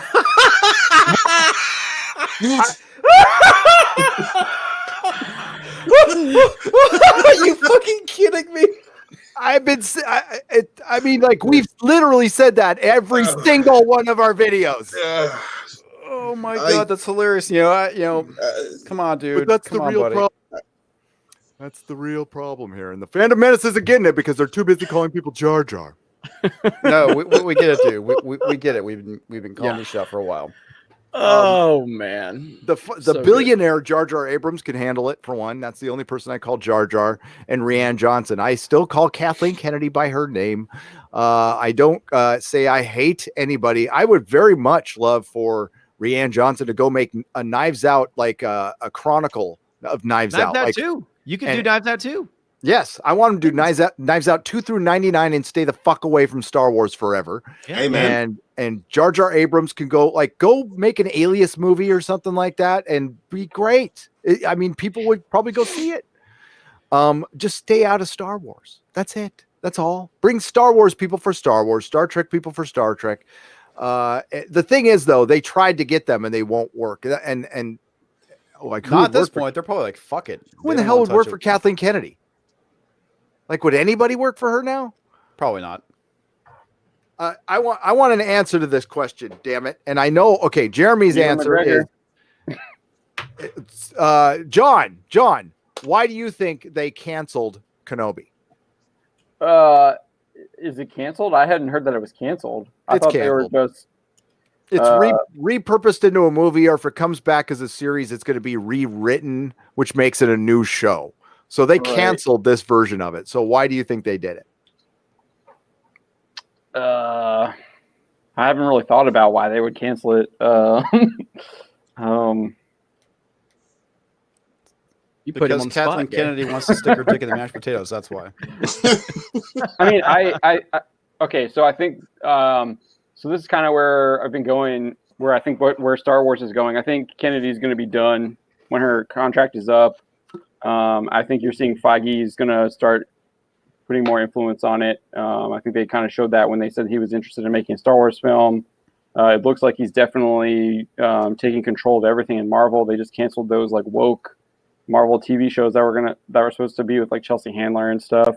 So I think you're going to start seeing him like kind of just maybe try and redo Star Wars and try and rejuvenate it. I'm not sure that will be successful, but I think that's a plausible theory. Do you think he'll just come in as like a fixer and like dip out again, or? I think he's going to have to. I don't know if he's going to have the bandwidth to do everything, especially with getting that new like Marvel super guru title where he's in charge of everything. Obviously, I think recently he has been saying that there's like a team behind him at Marvel now, and it's just not him, which is kind of like a new talking points, which I find interesting. But yeah, I think that's probably what we're going to see, is that Kennedy is being moved along. And I think that's probably been a theory since Last Jedi, honestly. I just can't believe I don't know how she still has it. She must be so close to being gone at this point. Like, why bother? But yeah, Kenobi being gone. So we're in the dark days of Star Wars. We got the Clone Wars coming up. I'm sorry, that's not gonna move the needle for Disney Plus. Well, what's even worse about the Clone Wars is that those first 4 episodes were actually already aired on StarWars.com, and they just kind of like repurposed them to be part of this new season. Like, those are unfinished episodes from the original, last season or whatever. What was it, 7 or 6, whatever the last one was? I didn't know that. How many new episodes then are we actually getting? I think there's only like 12 total. Wow. I might be wrong. Is there? So I think you're only getting 8 new episodes because it follows Captain Rex and like he's like some head of some squad, and that's what those first 4 episodes are going to follow. And I think they just like, they might have made a little bit of changes, and they obviously put them in HD and everything. but they were originally released at like Star Wars Celebration, and then they put them up on StarWars.com, like back in 2016, I think. I don't know. I got an article a bit on it, but it's been a while since I've looked at it. Those were the rough renders, right? Where they really didn't have any animation. They just had like the characters that were just kind of being moved around. Yeah, it was really rough, but it was called the Bad Batch. Yeah, because I want to say that I saw like the first two. I didn't realize there was 4. Yeah, there's 4, and it talks about it takes place on this planet called Anexes or whatever, and that was in Star Wars Rebels, because it's been blown up. So we're gonna probably see it get blown up, because that's what Star Wars does now, blows things up. Yes. Everything. Good way of putting it. Just like Star Trek, I guess, with Mars. I can't see Kennedy. I can't see Iger having any faith in Kennedy at this point. How many times has he been caught lying to the public? Of course, didn't she say that the Kenobi series is already written out and ready to go, like months and months ago? She said that at D23 on stage when they announced it, that the scripts were written. So that was the Hollywood Reporter was saying that there was an issue with the script. I don't know. I thought that was a questionable report. Because I think the original report from Collider didn't have that, and but I mean, there's so many people lying at Star Wars. Like Iger lied. He lied to like Lucas about using his scripts or whatever the term is. The sequel treatments. Yeah, the treatments. Yeah. Lied about that. I mean, misled him at the best thing you can say is that he blatantly misled him. Yeah, that's a lie. Yeah, absolutely. Kennedy lies all the time. She says that that they don't have any comics or any kind of source material. That was the best. That was hilarious. So I mean, it's just blatant. It's just really bad. If she hasn't been sidelined at this point, any competent CEO who hasn't sidelined Kathleen Kennedy at this point and has taken over some kind of integral part of Lucasfilm, I just look at the sheer incompetence of Iger would be staggering if something hasn't been done yet. Well, I mean, going back to Doomcock's rumors about Star Wars, I mean, he talked about an Iger cut and Iger being involved too. So I don't even know how much faith you have in him with picking a successor of Star Wars. And then I think there was that wild rumor about they're talking about Lucas coming back. I'm not really sure if I would that one. I would walk up to a street bum at random and say, "Have you watched Star Wars?" And if they said yes, I would hire them and put them in Kennedy's office. I mean, you probably couldn't do worse. Hey, Gary, I've got to bounce because the Lakers game is getting ready to start, and all right, we're gonna hop on Sports Wars and do some stuff over there. So I just wanted to tell you guys bye. So all right, dude. Take care, Jeremy. Bye. Catch you later. No problem. And check out Gaming with Geeks and Park Hopping and Sports Wars if you want, but don't leave this stream for any of that. But because I know none of you people care about sports anyway. But yeah, there's a big thing that happened in sports this week. I'm sure you all heard about it, and so we're just gonna have to. It's gonna be a pretty tough night for us sports fans. So anyway, everybody have a great night. Gary, call me whenever it's convenient for you, buddy. I don't want to interrupt your busy, 220,000 sub life since you're the biggest channel in Fandom, Menace and the leader, and you don't need me anymore. No. I get it. Who are you? What's your name again? I'm sorry. Who's bailing right now for some sports ball game? Sports ball. Hey, by the way, speaking of sports ball, when was that video going to come in that you said you were going to record 2 weeks ago? That'll be this weekend. Yeah. All right. Bye, everybody. Bye. Please, dude. So there's one thing I'm kind of curious about. I find it kind of funny that they're bringing in Feige to do all this stuff, but isn't he the one that's bringing the wokeness to the MCU? Well, yeah, that's what I was saying, that I don't think that I'm not really confident with him the ship. But I also think that this kind of gets back to what we were talking about at the very beginning. You guys are all very optimistic about the wokeness leaving, and I don't see it. I think you're going to start seeing exit in 2025. I think after if Trump gets reelected, I think that's where you're going to start seeing it really diminish. I think it will double down if he gets reelected. I it's think going to get worse. Highly optimistic. I'm trying, John. We'll get through this together. The thing is, it's never going to get it's never going to fully go away. It's never going to fully go away. Yeah. And I don't expect it to. That's ridiculous to expect it to. But I think The Witcher was a sign of things like that's probably the middle ground that you're going to have to find. And if you don't like that, then I mean, I don't know what to tell you. Maybe you give up on Hollywood, and maybe that's the case because it is their future. The thing is, the streaming wars is going to thin the herd. That's a fact. We are seeing a major paradigm shift, and you're seeing more TV shows than ever, more movies than ever. And shit's going to go down because theaters are dying, networks are dying. So we're in a glut, kind of like what you saw when music was transitioning. I mean, the same fucking industry. We're going to see the same thing. So when music was transitioning, there was a time we had digital, CD, rec, fucking tapes, everything, music stores, and all that shit. Then it was gone. It was all just gone like in a blink of an that. eye. Yep, and that's what it's good. This is going to be too. Listen, I'm live streaming for next to nothing. I mean, thanks to YouTube's giant infrastructure, but I'm live streaming on a $100 webcam, a $200 camera, and a whatever. I mean, too expensive interconnection is not fucking worth it.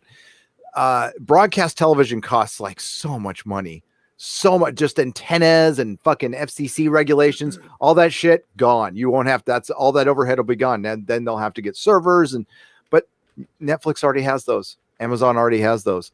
I do want to make a point with The Witcher though. As soon as that was cast, fans were all over that show because they were worried about what was going to happen. So I do think fans play a lot into that, especially when you have like these huge franchises. I think with Lord of the Rings, there's a worry about that, and I think fans have been pretty involved. And I think they obviously had a champion with Christopher Tolkien. I'm kind of worried about right. Well, it's more Shippey. Tom Shippey was working for him, but Christopher Tolkien now gone. So, but I'm kind of worried about what's going to happen with Wheel of Time. But Amazon's has a pretty solid track record, I think. So we'll see. They already made they gender swapped a major character in Wheel of Time, didn't they? Yeah, that's what I heard. Yeah, I heard. Yeah. Well, I know it's going to be about following the female now and not the male, basically. Yeah, well, I mean, Moraine is still a pretty prominent character. But now she will be the prominent character. So, I mean, as long as you're okay with that. She was the focus in like this. So if they start with the original, like with this prequel book that Jordan wrote, she was the main character in that book. So like I can see that, but they'd eventually have to like Rand al'Thor is the main character, and Matrim Calthin and Perrin Ibarra. Those are like the three main characters. Obviously, you have like there are a bunch of like prominent female characters too. But I do think one thing that is switching to a different franchise, Dune. Yes, someone's asking. Axel Odin is just saying in the comments, Dune. My source tells me that they gender swapped Liet Kynes, and then we got those initial reactions where the sci-fi writers said that the casting of Liet Kynes will be a surprise to people, like pretty much confirming that it's a gender swap. But they delayed that film, and I think they might also I am being a little optimistic here. He and my source thinks that maybe they might recast, reshoot, because they're seeing that this stuff is box office anathema. Yeah, that's kind of the big thing too. Is that I think Birds of Prey is going to be the canary in the coal mine, so to speak. If it flops, I mean, I think it's going to be Terminator wasn't already. If it was a surprise with Terminator and then what's Charlie's Angels? Charlie's Angels. Yeah, I think Terminator, Charlie's Angels, and Birds of Prey like full ops, and even Men in Black.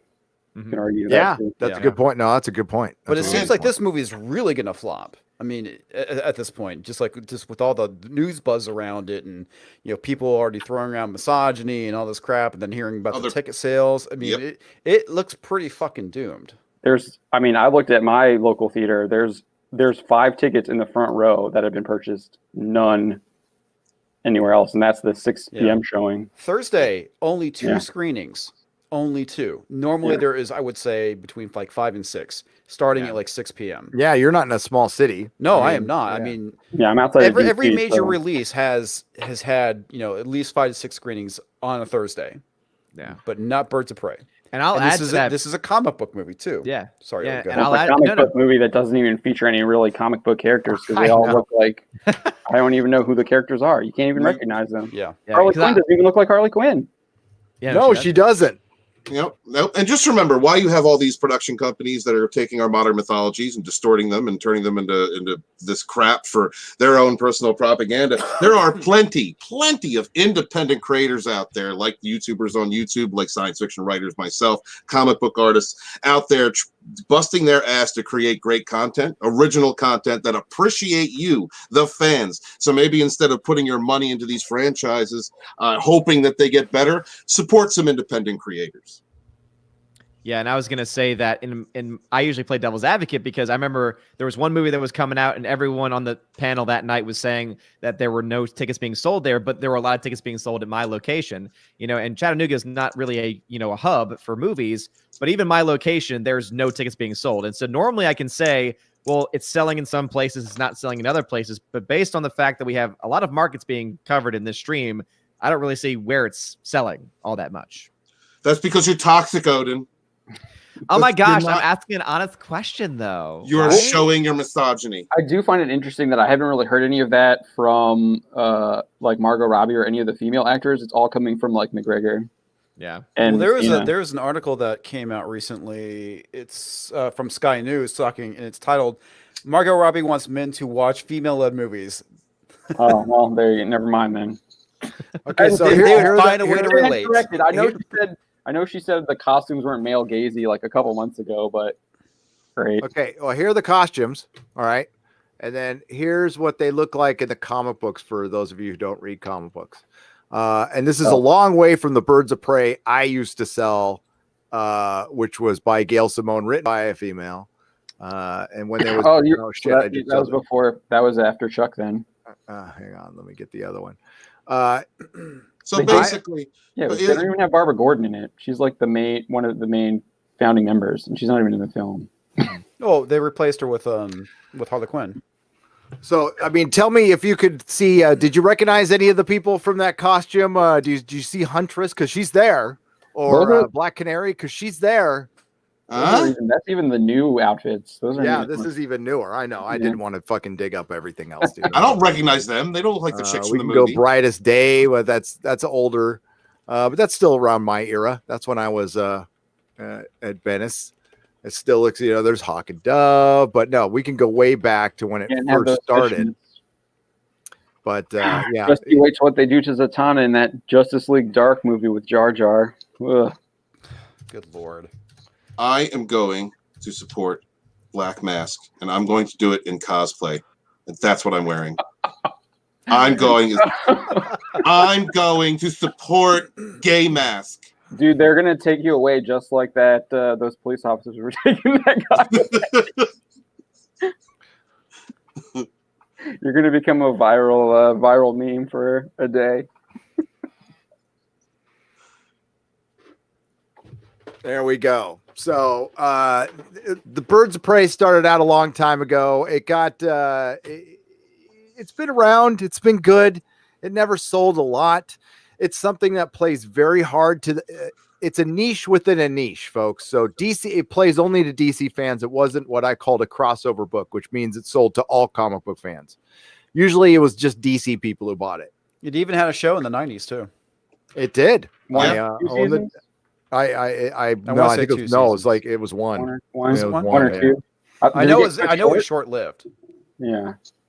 I don't think it was a full season. What you're saying is the Harley Quinn and Suicide Squad is a decent depiction of Harley Quinn, and the Harley Quinn we're going to get Birds of Prey is like the period time version, the period underwear get up version.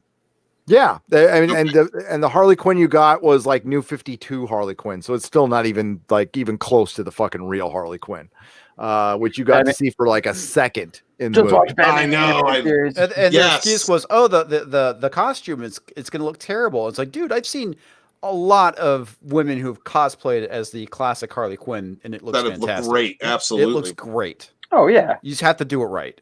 And that's the thing. Hollywood doesn't want to do it right. Right director, right writers. Like you have to have all of those pieces. Exactly. You need to have all those things in place and it'll work. It'll sell because guess what? Comic book fans still like to go see these movies. They like to see these characters brought onto the screen. Absolutely. But for how long?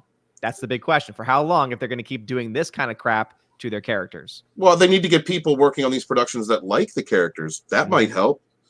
As long as you have people that are just this agenda shit, this agenda that we didn't know about. Sorry, Anti-Trekker, we didn't understand about that before. But, but now that we know, maybe we understand why everything's being so awful. As long as these people are pushing identity politics and this woke nonsense, we're going to keep getting the destruction of lots of these characters that we've loved for so long, and eventually they're just going to lose so much money that it's not going to be profitable anymore. And what I'm hoping is that they change their tune before that, so that we can get some good films, so we can get some good representations of these characters, something that's nostalgic to us. I wouldn't hold my breath. I mean, The Witcher did a pretty good job with their costumes, I thought. I mean, Cavill looked fantastic as Geralt, and Dandelion looked good too. Fantastic. Yeah, Dandelion looks good too. So I had never seen The Witcher before watching. I never played a game or read a book before watching that series, and I really liked it, and it made me interested in that universe and those games.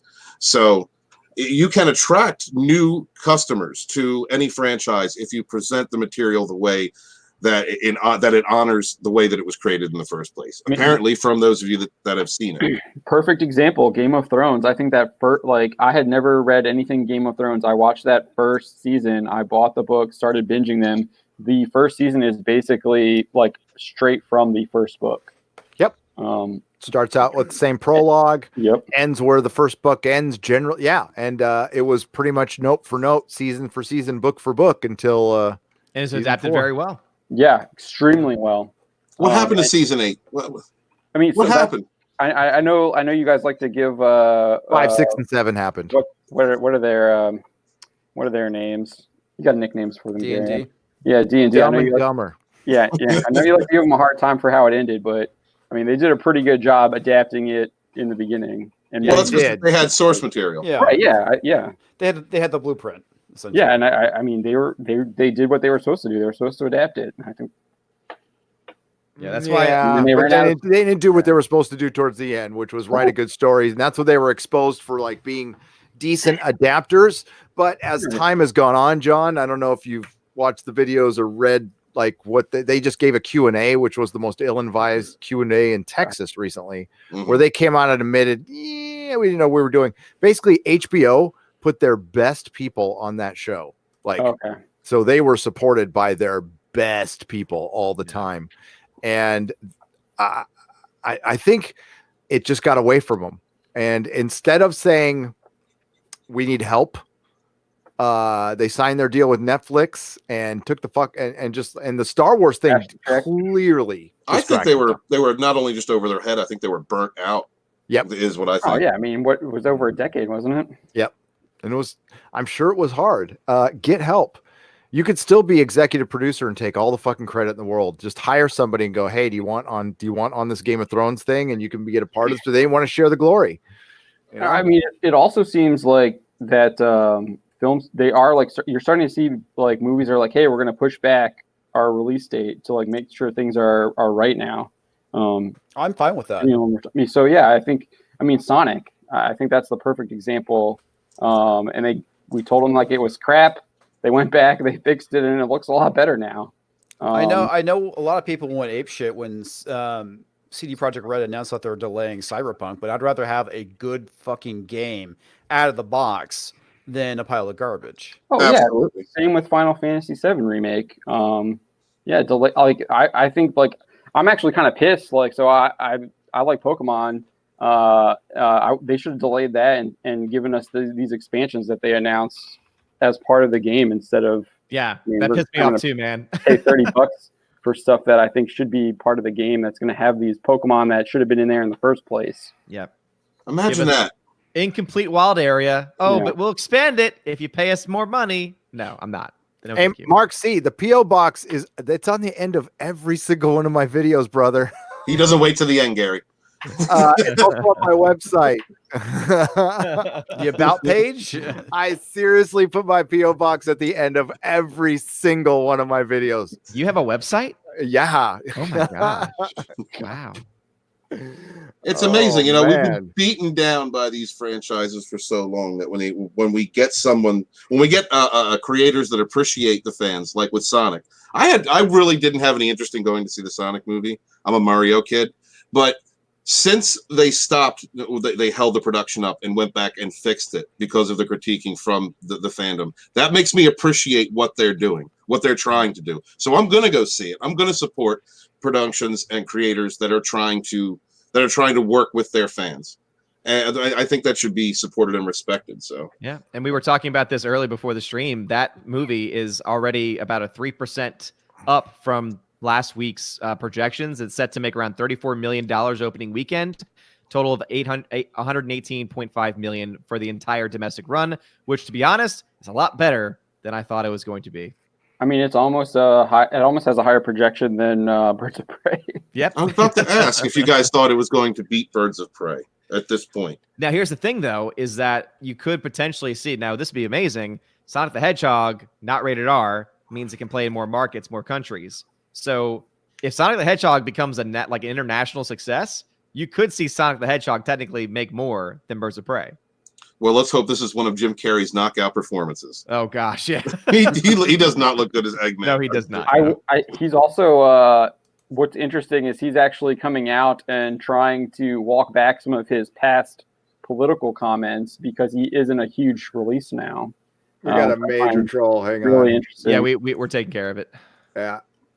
Is it like multiple people? It looks like they've all been hit by a bunch of bots, and what you do is every time you take it down, it pops it back up again. It takes a second to cycle out. So, yeah. Oh wow.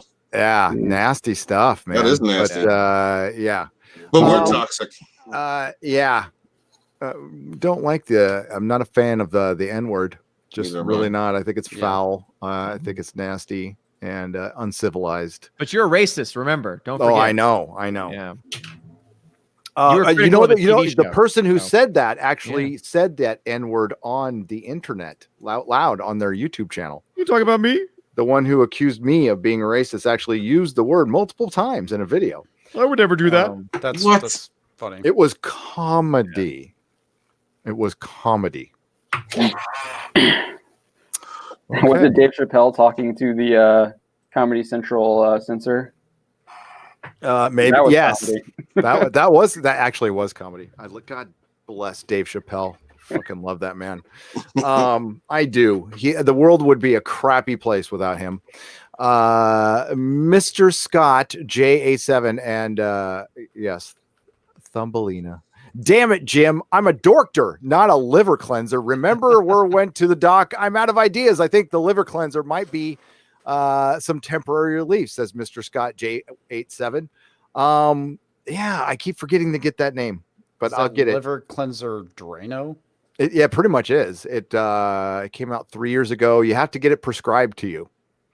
It's not one you can buy over the counter. And it's a powder that you put into a drink, but you also it's not magic juice. By the way, the reason people ask is I lost 50 pounds in a month. So I also followed the instructions to the letter, worked out every single day, and probably ate less than it said on there. Because once you train your body to eat less, you don't get as hungry. It's the truth. Yeah. It's a rough 3 or 4 days, but after that, it's like you don't even notice it if you stick with it. No salt, no sugar, no bread. Period. You can't have meat for the first 5 days. Yeah, that's my whole diet. Yeah. So Scottish Nerd, thank you very much. Mr. Scott J87, thank you very much for the $5. Riff Magos is a new member at the Jaloja level. And Mr. T, $2. God damn, that fucking There's trolls. Hey, you know you've made it. Riff Magos is I'm sorry. Riff Magos is awesome. But their time doing you in the chat, you're sad. I really feel bad for you. I think it's a bot, so I don't know. Well, someone set it up though. Yeah.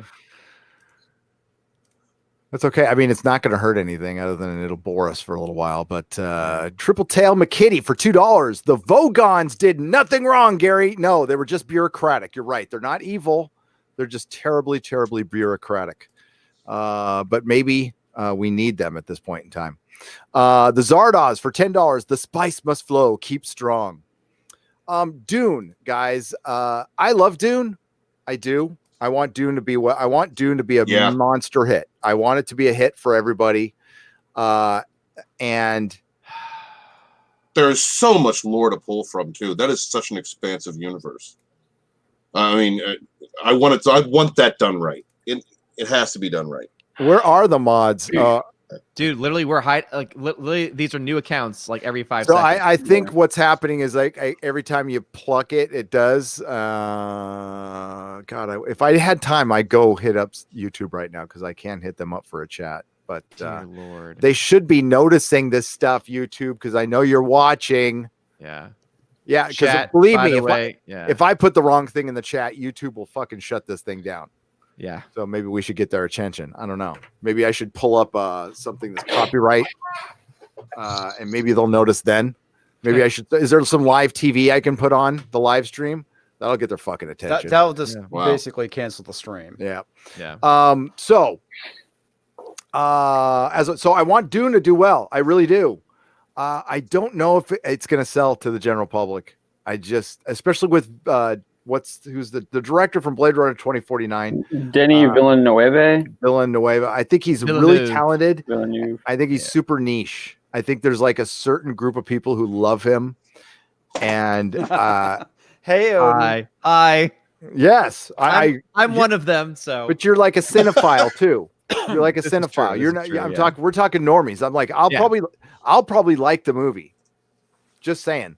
I just don't think it's gonna sell to normies like Game of Thrones and Lord of the Rings because it doesn't have the same type of story. It's really deep and thick and it's awesome, but it's like level 15 sci-fi. It's for uber nerds. It's a uber nerd thing, and Especially when you get into his son becoming a worm. yeah. Yes. Yeah. I've never seen Dune, so this is all new to me. I think if they're going to have to do stuff to it, basically they're going to have to do stuff to it that the hardcore fans are going to hate. Yeah, they're gonna have to slow it down. Really, is Yeah. what they're gonna have to do. And I think it's going to be if it's done correctly, like if the hardcore fans can understand that, in order to sustain the franchise, they have to make some alterations. And they have the right people doing it. Then I think it'll be all right. I think it'll be okay. But I think Gary's right. I don't think the normies will understand the depth of the universe. You'd have to read a book. There are a lot of characters, and I think that could be overwhelming. Mm-hmm. But I mean, from what I've seen, I think it's very similar to the '80s film, story-wise, which obviously they're adapted from the same book, so that would make sense. But I think I think there is something about the fight between the Harkonnens and Atreides, which can attract people.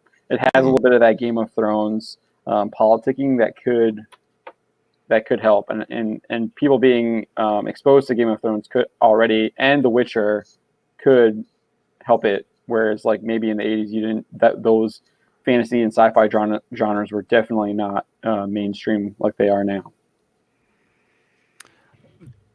And hang on, Yeah, you know also, what? Chat. We are doing just so you know, because I don't know if you can see the same thing we are. Literally, we are timing them out and also hiding them from the channel completely. But every time we do, a new one pops up. So A new one pops up, so I don't know if it's better to just leave it go. I think if everybody hit F in the chat for a little while, and just like everybody who's out there, who participates or not, hit F. See what happens. I see a bunch If of not, people. I'm gonna keep going. I can fucking talk through fucking anything. I'm sorry out there. It'll go away eventually. They'll get bored. But see, it'll probably tell me not to after a while. There we go. I can just sit here and do this all fucking day. Oh my god, the chat.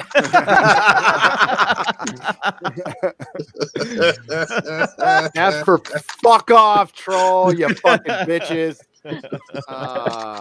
Shit. That's awesome. Just keep doing that for a while. Let's go.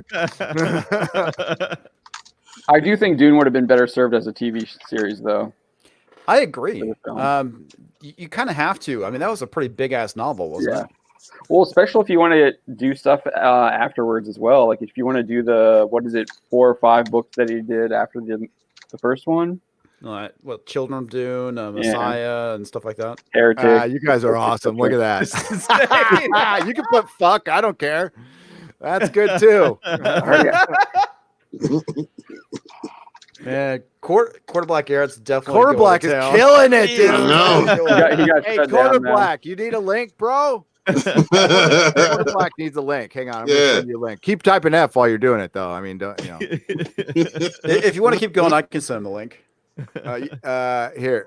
Yeah, send him the link, would you? Thanks, Comics. You're a good man. No worries, man. So yeah, fucking, I want Dune to be good. I just think this is one of those situations where you kind of have to appease the normies. So Dune fans, you might want to just like be prepared for that and just be thankful you're going to get what you're going to get. Cause I do think the cast is fucking awesome. That has me interested more than the damn director does. Cause I think the director's slow and prodding, beautiful, but I don't know, but maybe he's perfect for Dune and that'll win me over and awesome because we need some good fucking sci-fi right now. And that'd be great. Poor Christy, she's just like, OMG, my OCD. That is great. I fucking love it. That is brilliant.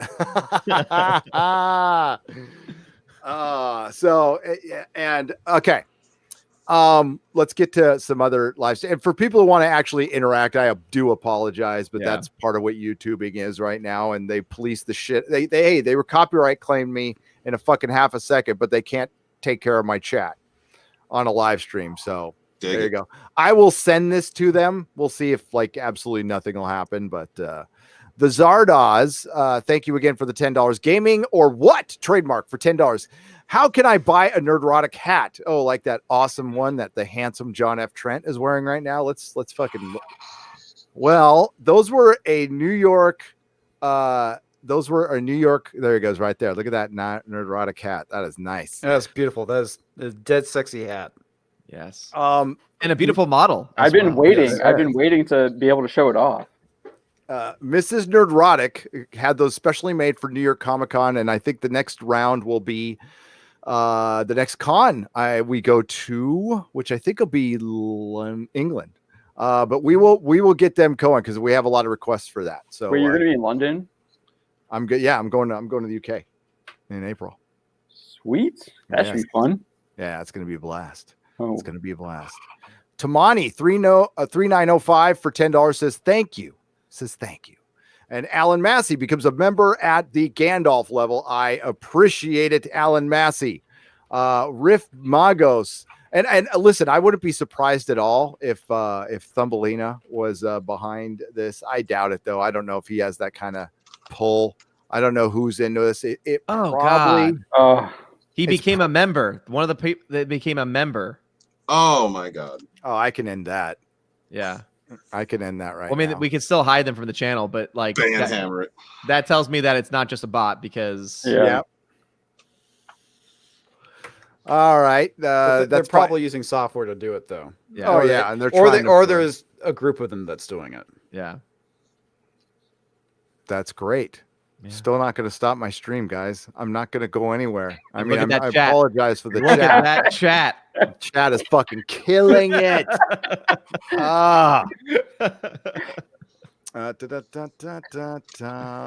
Okay. Let me go see. Let me go down. Which one became the member? Which one was it? It was like Proto Molecule or something. There it is, right there. Okay. Bum, bum, bum.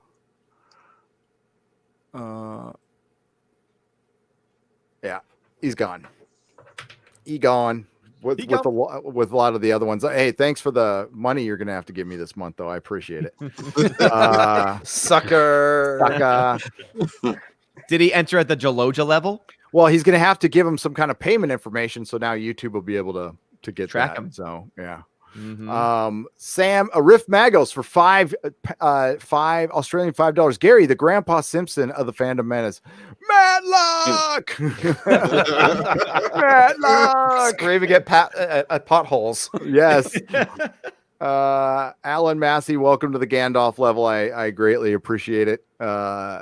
And the chat is still going. Yeah, we can go to U now. So if you go to F to U, to C to K, and then like, yeah, we'll go for another minute, and then we can, cycle through it. Just cycle but- through it. yeah, we'll see. We'll see what's going on. Sam, you ride for $5. The line by JLP about not caring for the or for Jean-Luc Picard for not caring for sci-fi and classics was veiled animosity towards Gene's vision. I feel it's central to the future, to their future, the future. That Sam, was yeah. I totally noticed that. I was like, holy shit! It's like, are they basically digging on Trek fans and Trek in general? Because I know that Picard was big on the classics, but that seemed like a very veiled dig. It was an ill-timed. I think it was supposed to be a joke because Sir Patrick Stewart mentioned in his interview that he wasn't into sci-fi, but this turned into his biggest thing. Right. So I'm going to err on the side of maybe they were putting it in there, but that shows how fucking tone deaf, detached, stupid they fucking are for putting in there. That, like, you don't fucking say that to Star Trek fans. Yeah. I mean, just don't. Right. Now, a lot of Star Trek fans are hanging their hats on this. Listen, I understand channels. That's why you don't want to call your channel like Star Trek, whatever. If you want to talk about the lore all the time, like Trek Yards, they're great. They talk about ships. So, I mean, I got nothing there. People call them like, listen, they're just fans. They're not there to battle. They're not there for the culture war. They're there to geek out on ships and Eagle Moss and stuff like that. They have every right to exist and say what they want and be left alone. So I don't recommend anybody I see people going at them. I've met them. They are incredibly nice people. And they have a right to exist, but there's some out there, especially in Doctor Who land, who have their channels centered around this. And they feel like we're threatening their future by criticizing their show. No, your show sucks. It's not our fault. I'm sorry it's bad, but with Doctor Who and Star Trek, you got 50 years of stuff to cover. So you're safe. You're good. Just do lore, talk about classic episodes, and you're fine. The new stuff, this is terrible. And you cannot objectively tell me that this is, well, it's better shit. It's still shit. It's better shit, but it's shit. It's got a better texture, but it's shit.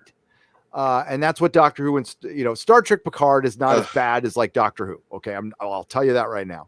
But Steven, what did you think of the second episode overall? What was your feel? I know you liked the first one. And that's the second episode broke me. The second episode broke me because I was hoping that they would begin to flush out some of the things I didn't like about the first episode. I was holding out hope, but just the complete disregard for canon, which was compounded in this episode. Picard acting in ways, just some of the simplest decisions, like we covered about earlier when they were talking, when he was talking with his Humulan servant about, I'm not going to reach out to Riker or Worf or Geordi. Like, that just doesn't make sense. No, that makes zero sense. That makes zero sense. He would absolutely reach out to them, especially if it was concerning Data and Data's daughter, Lau, or the new Lau. Geordi, right? At a minimum. Yeah, I mean, and you can't tell me you couldn't afford at least one character to come along for the ride. Of any of them, Geordi was friends with Data.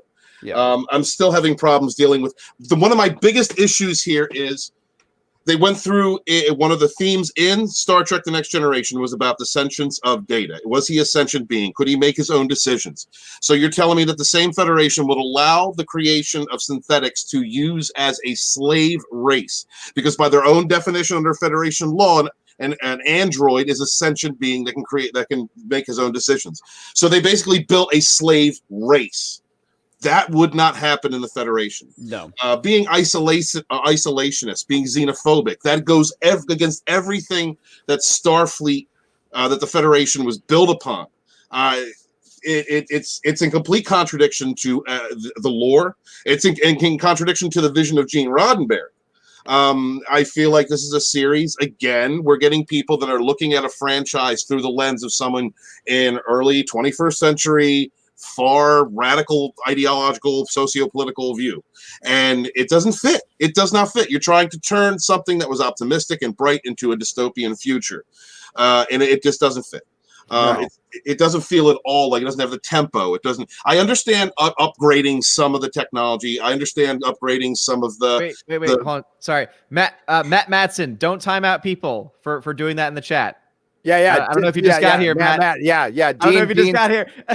Yeah, Dean's cool, Matt. So They're all Matt, cool. yeah, Matt, if you did, just to reset what's going on, we had on the trigger.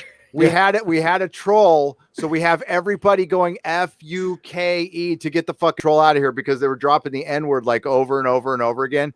So I just told everybody for like 5 minutes straight to put FUCK in the chat. Yeah. And just keep it going. And That's Garrett's on here, my by the way. orders. Yeah. And what's up, Garrett? That's so I met Matt, good looking out. Dean Heiss, I'm sorry. Matt was just looking out, so he doesn't know what's going on, but Dean Heiss is fucking cool beans here. Always been cool here. So just apologies. Yeah, there's a troll out there. They've been lighting up our chat. So for the last 5 minutes, our chat's been defending us by typing in FUCK because I'm trying to get YouTube's attention. I'm going to go so far as to like start putting live TV on this thing to get their attention.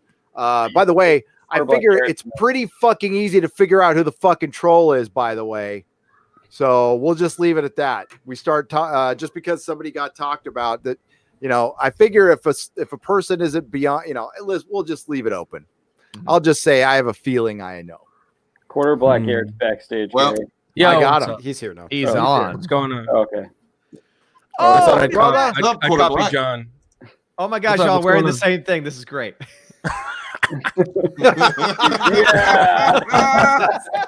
Well played, sir. Well played. You gotta represent. You know what I'm right. saying? F's in the chat. Ah, nice. Look at that. Oh, look at that. I don't know where my hat is. It's around here somewhere, but look at this sexy man right there. That is some Got the fucking pin too. You know. Man. awesome. Well, way to represent. And what's up, Stephanie B? How's it going? You guys are awesome. Keep it going. Quarter Black, what's going on in your life, bud? Not much, you know. Coming, doing the show, still having fun and all that stuff, you know. Pretty chill. You guys much still going on the platform. I'm kind of surprised, to be honest. with you. Surprisingly. Yeah. Yeah, after this month. Yeah. there- Did you see the change my mind we just did? yeah, or that's the, why I said I'm still surprised you're on the platform. Yeah, the dysphorian. Whoa. Man, Damn. I got hit by that plastic Tupperware. Yes. Steven didn't mention it, but I was right behind that like newsstand, and I watched the person walk up and look me directly in the eyes, and just F you, tossed it. It was pretty. It was wacky, and then tiptoe away, like the little clip clop feet. That was for real. That was really what that person sounded like running away. It was That's hilarious. so good. Should we freeze him? He's frozen right now. Yeah, you're frozen. We got. Yeah, I'm we having a got- bad connection. I don't know. We what's got going on. 8-Bit Garrett. Hey, I like that you guys led the parade for a little while, though. That was Yeah, that was that fun. was fucking awesome, man. So that was was great. pretty I have to go and check this out now. Oh, Dee-dee-dee-dee-dee. sorry. Here, I'll Hey. I'll cut the cam. I know. No, it's all good. It's all good. Whatever you want to do. We can have I don't 8-Bit want to get Garrett. memed. I have to answer. It's my mom. Tell mom Hi, I said Mom. hello. Mom. Hi, mom. Make sure to Mom, leave the I'm mic live hot so we streaming, can listen. mom. 200 Mom, watts, the meatloaf. 200 watt studio for I'm $2. live streaming, mom. Did John Trent update his soup can phone yet? John, that's from 200 Watt Studio. I don't actually Oh. use a phone to record my videos. I just had the camera out of focus, and I was having issues figuring it out.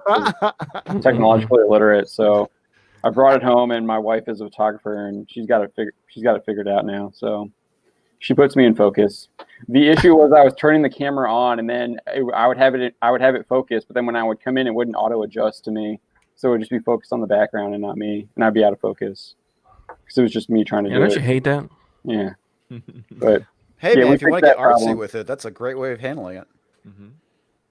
Adam Wolfer for $2 says China also closed and stopped filming all movies. So they've stopped filming yeah. over there. So They are locked down. They're locked down. okay, is it really that bad? That must be worse Hey. than so And they're it's saying- coming out of China, so whether or not you Always want to looking give for them all coronavirus. that. I don't know like what the death count is or anything, but I just know that I keep hearing like they're shutting down different businesses. People are just stuck in their homes. They're finding other things to do. Like the trains are shut down. It's pretty wacky. Yeah, I'm kind of I don't know what's worried going that on. they're going to use this as an opportunity to kill political opponents. Oh, like everything's shut down. There's nobody. Yep. Nobody monitoring. So Yep. Yeah. Exactly. not a good Prediction- situation. No, it's not. Predictions: if Star Trek Picard fails, no STD season 3, says Sam U. Ray for $2. I think we'll still get season 3, but if Star Trek Picard is a true failure, the only way you'll know is there will be no more Star Trek after Star Trek Discovery season 3. That's when you'll know. Yeah. I what- think that's a pretty fair statement. Uh, And then we can all pray for Seth MacFarlane to buy it, Yes. Yeah. and then we'll get real Trek. Yeah. I heard that he was trying, right? That's the rumor. There's a It's rumor. not yeah. true. It's not true. It's the It's rumor. not true. Oh, okay. Bummer. True. That sucks. I wish. I fucking wish. I think people Yeah. people put 2 and 2 because NBC Star Trek used to be at NBC and stuff, but That would be amazing. Well, Seth also. I mean, the Orville is great, and it's the Yeah, only. it's a Trek- great it- standalone. It's Star Trek, the Star Trek that we haven't gotten, but we deserve. Yep. Yes. they're not going to use the aforementioned characters because they don't know Trek, so they probably don't know who Geordi is in the first place. Well, they were gonna. Bird of Prey made a very good point today.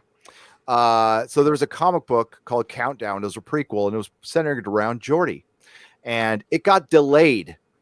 So this comic book was required reading prior to you watching the show, and the last issue for Picard, and the last issue got delayed because he suspected they were going to kill Geordi, and they changed it.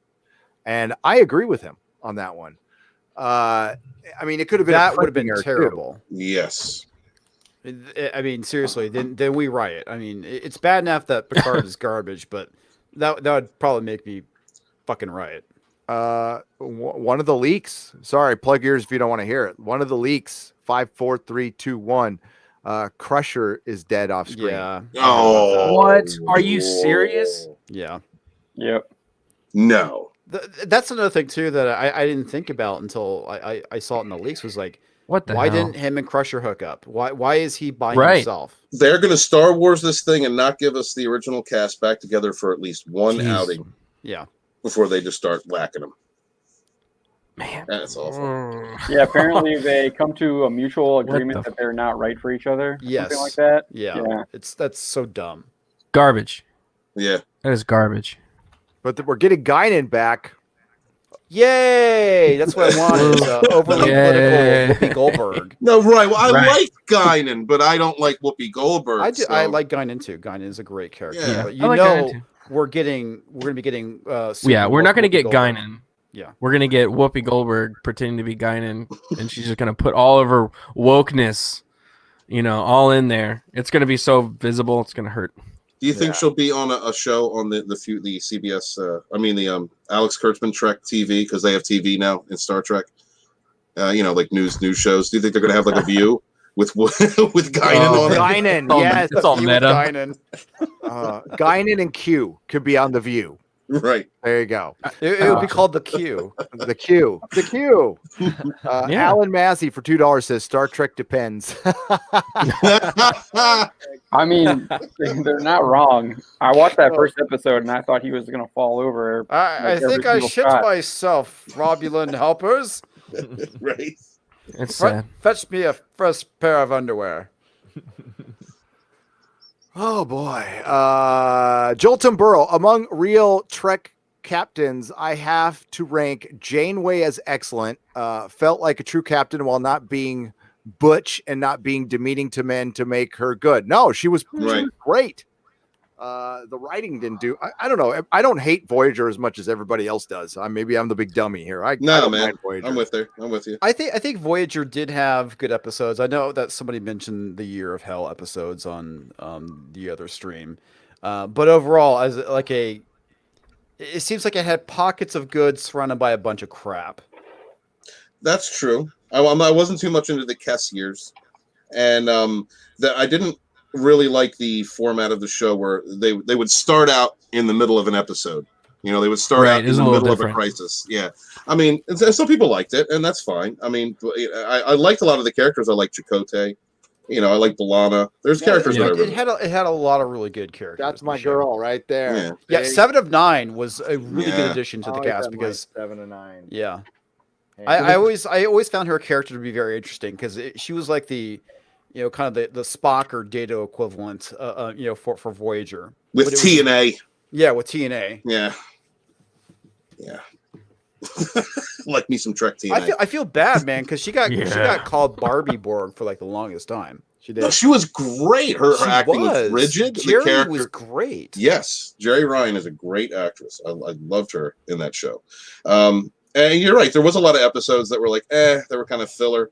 But there were quite a few good stories, and that cast really worked well together. You know, I didn't feel any tension from them when they were acting, but there were times where it felt like they were being run into the ground. You know, just out of energy. Yeah. You know, there was so many damn episodes in a season. They were working constantly. But no, DS9's my favorite. Cisco's my favorite captain. Same here, dude. I love DS9. I like Cisco a lot. I love Cisco once he became Captain Hawk. You know, before when he shaved the head and got the goatee and you know he was Hawk again, that's when DS9 became fucking epic. And I'm a big fan of the Klingons, and the Klingons were a big part of that show. And like General Martok, JG Jessler, who's going to be on Orville Nation tomorrow at 6 p.m. Eastern Standard Time, if I haven't mentioned that already, which I can't wait for. You know, Michael Dorn, he continued his story arc, and it was different. Like the Worf that you got in DS9 was different than the one in TNG. Yes. It continued his evolution. Exactly. Yeah, it's just the Defiant was also great. That was a sweet ass ship. Yes. I like that, and I'm also a big fan of Babylon 5, and I know that they borrowed a lot of themes from Babylon 5. Yeah, Babylon 5 was also a great show. Yeah, but you know, everything, the Dominion War, I like the Dominion. Some people didn't like that. I liked it a lot. And you know, also they continued the tradition of asshole admirals, like you know, Admiral Bitchface in Picard episode 2. You know, that was over the top. That is not how you do an asshole admiral. Go back and look at DS9 or TNG even, where you have the hard-nosed, you know, admirals that just didn't care what you thought. They wanted what they wanted. They would almost to the point of talking down to you, but never cross that line. And then you look at Admiral Bitchface, and it's a complete contrast. And that's the Vulcan one, right? Not the. Oh one no, no. That was Commodore, not a Vulcan. Oh yeah, that's right. Commodore, not a Vulcan. Commodore, not a Vulcan. I'm talking about Admiral Bitchface, who was chewing out Picard. Yeah, that wasn't his house anymore. That is men writing women. These are like, sorry to use this term, but betas writing women how they think women want to hear women talking to men. That's exactly what that was. That was not a woman would not write a woman like that. That was Kurtzman came out and fucking said. I mean, he didn't write this episode, but that was Akiva Goldsman and Michael Chabon writing. I mean, absolutely. Neither of these guys know how to write women. No, they're fucking terrible. No, those are Chabon married. Those are the kind of guys who pay women to talk down to them and put ice picks to their balls. They have no idea. Yep. Oh, jeez. Michael Chabon wears Birkenstocks. I mean, I just leave it right there. So, and that's enough.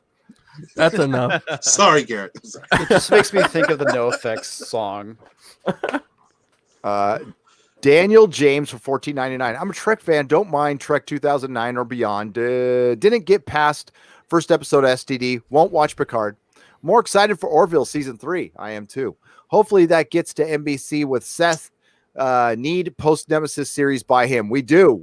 Orville season 3 will be watched by more people than who watch Star Trek Picard on CBS All Access. I'll fucking guarantee you that. I can promise you that. Oh yeah, Gary, have you heard anything about is Seth still in control of the Orville? So far, yes. Fox? Okay. Right there is hope. Okay. Basically the Orville has to do really fucking well. Well, I'm gonna watch the shit out of it. And that was like, basically everybody in our office is psyched for the next season.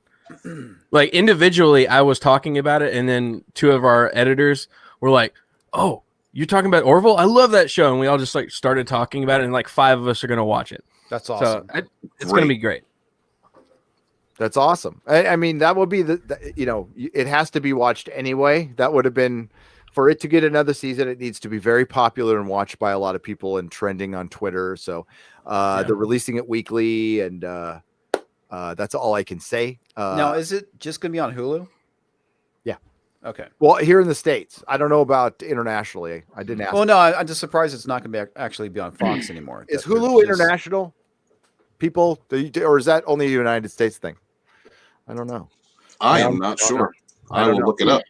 Does it have to do better than what it did in season 2? What was that? Does it have to do better than what it did in season 2? Because looks like the season finale was like just shy of 3 million. Yeah, but I mean, it depends on. I can't say too much. Listen, for anybody out there who calls me a grifter, I mean, you can. I don't care. I make a couple bucks here, but thank you for the super chats. But I never have asked for one yet. Since I started, I have yet to ask for one. Well, I have. Hang on. Sorry, I have information right now on 2 TV shows that would guarantee me 1 million views each on a video. Guarantee it. I'd get somebody fired and I'd fuck somebody else over. But if I told you this shit in a video and I just blabbed about it for 5 months, it would blow your fucking minds and it would get me so many clicks. Not going to do it.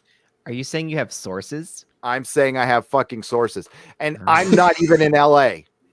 I'm not even in LA. Oh, That's awesome, Gary. Yeah. look at that. What's up, Steven? Yeah, sorry, I didn't mean to interrupt you. Hulu doesn't have any international plans.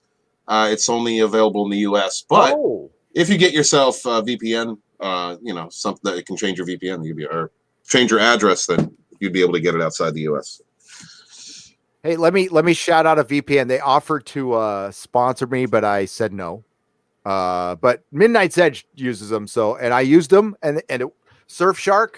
And the reason I wasn't doing any sponsors, I'm afraid like one of them will come along and be like something that, like, I don't know, hijacks a channel or some shit like that. Yeah. I'm super paranoid, so that's why I'm not taking sponsors. But so I used Surfshark, and it really worked very well, I have to say. So I use ExpressVPN and it works pretty well. There you go. Yeah, we're getting ExpressVPN. We got a sponsorship. Nice. So we're going to start using that. I'm excited. Is that how you watch your porn, Odin? Hey. He's a good Christian man. Well, besmirch his name. Porn is watching people doing nice things for each other, like giving each other's gifts, and that's. I only watch charity streams. Charity exactly. streams, yeah. I watch charity streams and happy things, which can't be allowed on television. So Eucharistic adoration. Exactly, 24 hours a day. My porn is watching spaceships go by. Literally, one of my tabs right now is adoration. So yeah. That's awesome, man. Yeah. Oh, that's awesome. Staying consistent. That's all we ask for is consistency. Consistency of argument.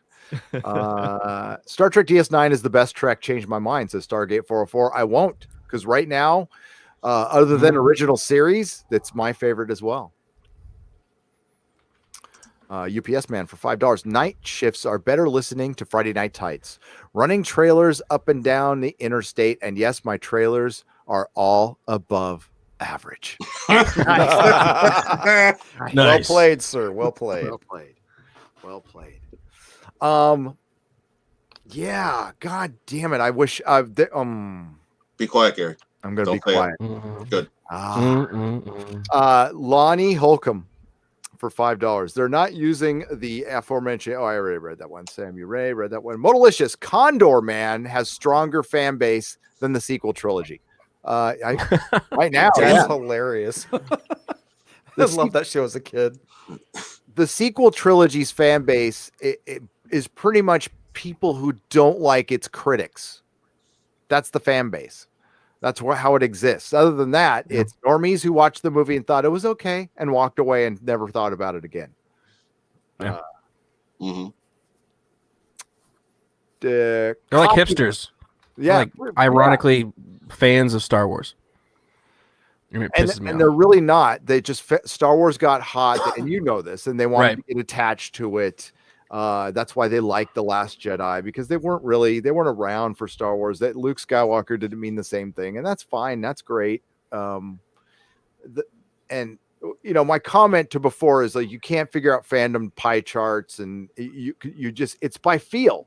You have to have a gut feeling about fandom. That's the only way you can figure it out, and that's through immersion, actually getting into this stuff and actually being a fan. If you're just going to come in and dip out, it's never going to work for you. Sorry.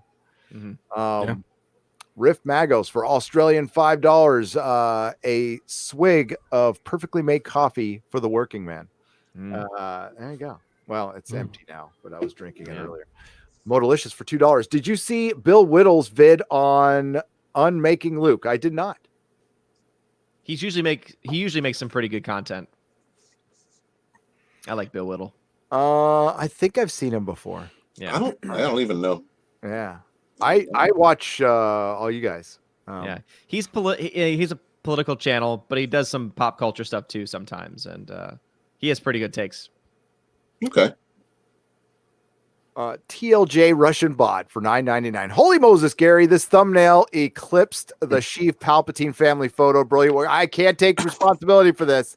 No. Thank you. I'm sorry he gave you $10.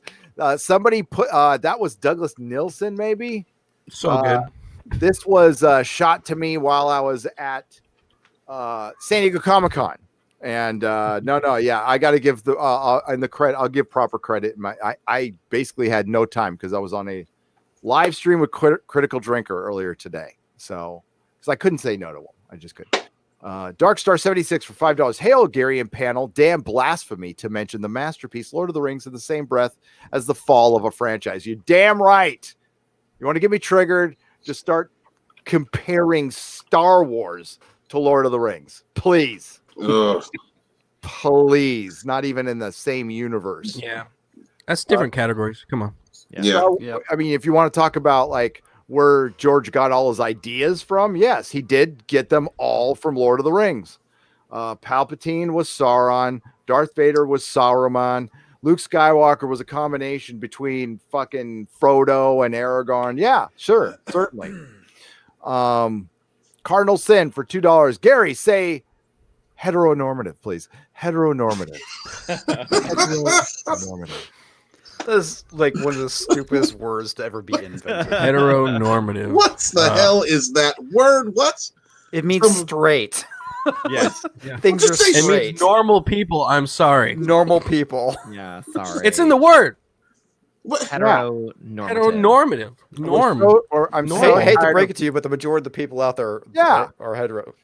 Just saying, man. Hey, you're in a niche market. I'm sorry. It doesn't make you any better or worse or anybody. It's just a niche market. Okay, that's it. They're gonna make the thing for the people. I mean, if you, I don't know. Listen, I'm a recovering alcoholic. There's fucking people drinking everywhere. I don't bitch about it. I just deal with it. No, change the world for me because no. Hey guys, bit off subject, but have you guys ever heard of an anime called Trigun? Yes, I love it.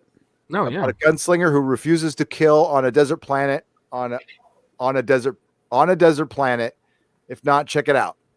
I own all the DVDs. Why does he a gunslinger? Why does he sling a gun but refuses to kill?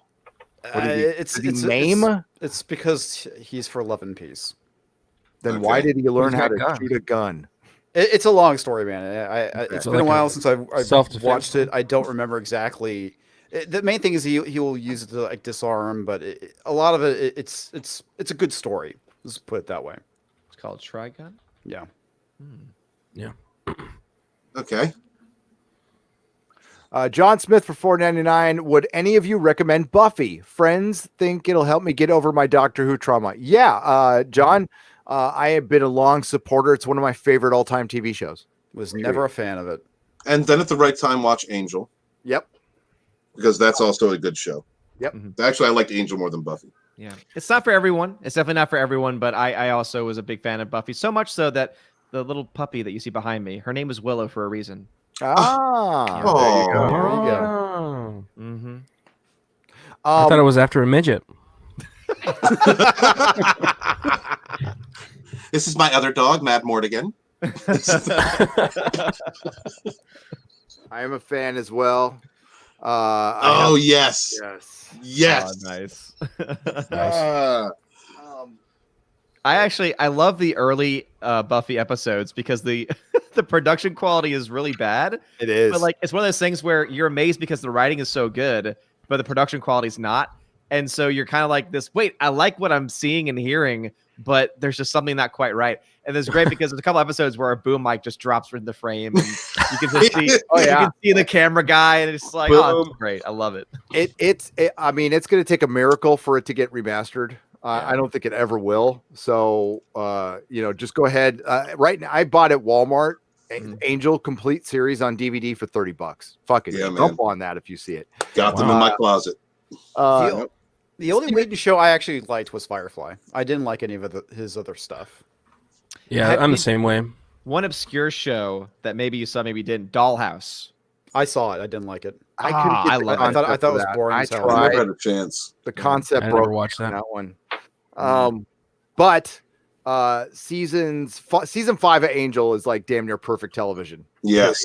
And you want to talk about like it was Batman of the time. He was a superhero. He's essentially a superhero, and it does it does stuff with story that no other show was doing with their main characters. And unfortunately, he's been copied so much now that Whedon speak is like considered the devil, and I understand that because every writer thinks they can write like Joss Whedon now, and I don't like him now. I wouldn't hang out with this dude. I wouldn't break bread with him. I doubt he would break bread with me. But there was a time when he was really freaking good as a writer. That's it. But he's a creepy human being. Based on what his ex-wife says. Yep. Keep me in the loop for Star Wars Celebration. I will cruise up from San Diego and take event photos for all the meetups and convention. John Kokoza, what's up, John? Met you in San Diego. Yeah, it's at Star Wars Celebration. I will let you guys know. I'll rent someplace out that's nice and big that everybody, I mean everybody, can show up. Even people. You have my solemn promise. If people from who are not, it's not just for the Fandom Menace. Okay, it's for anybody who is a fan of Nerdrotic or Geeks and Gamers or not. Nothing will happen. It will be a place of peace. It will be a place of unity. We will just be fans. That's it. So nobody has to worry about anything. I wouldn't put up with that shit for 1 second. And if you want to come and have a conversation, then you are more. I'll buy you coffee. Okay, you're more than welcome. I don't want people to think they're not, or be scared or anything because listen. I'm 50. But I'm not gonna play that shit. Okay, I don't get in fights. I'm not in high school. David Allen for $20. Hey Gary. Just saying hello and thank you for all the hard work you do making this channel happen. I listen to you at work and makes my days. Oh, wow. Makes my days doing commercial airline maintenance a breeze and fly by. So thank you sincerely, David. Thank you for the $20. I appreciate you maintaining our airlines and keeping everybody safe. And hopefully none of my shows will ever distract you because I am scared to death flying. No, David, thank you so much. That's brilliant. Finding out what you guys do. It's weird, man. Levi Ferris for $4.99. Can you help send some people to give Darth Barbie 100 likes? She gave my fiance a shout out and I want to repay her. That's awesome. 100 likes on what? She's live streaming right now. She's at 88 likes. Oh, well, I mean, that's easy. Heading over. I guess you could. George B.D. Lucas for $2. Wow, Jeremy, you found my ex-mom-in-law. Ooh. I don't know what that's referring to. Ryan Landis for $5. I predict that Jeremy and Gary will write a book about the Phantom Menace and sell the rights to Disney. I think it's already being done, and I can't write. Gary's played by Brie Larson. Who will play Jeremy? Brie Larson. It'll be a dual role. Yeah, it'd be better if it's Brie Larson. Brie Larson and Brie Larson. Brie Larson plays Brie Larson. Yeah, go over to a competing live stream and give it a like. You know, 106. more than happy to give her a like when I'm not live streaming on my own live stream. Thank you very much.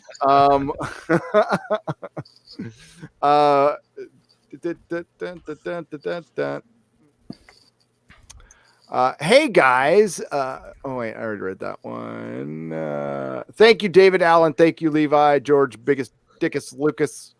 I love that again. Bad Batch was all Bad Batch was all recorded and sound and music, but not animated, just animatics. Bad Batch. What's Bad Batch? That's the Clone Wars that we were talking about earlier. Yeah. Oh, the Bad Batch. Okay. Yeah, that's the first 4 episodes.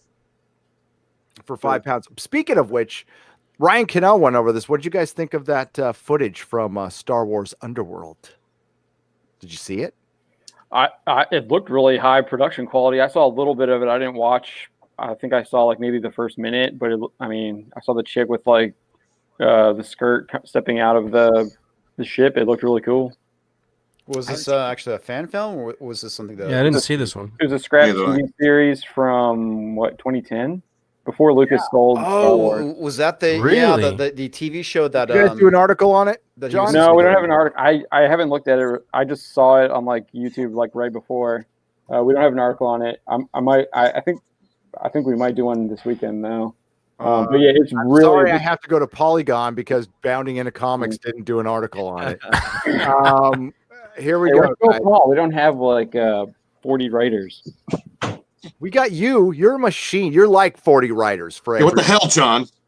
Yeah, John. We're doing a lot of anime stuff lately. People are reading Come the on. anime stuff.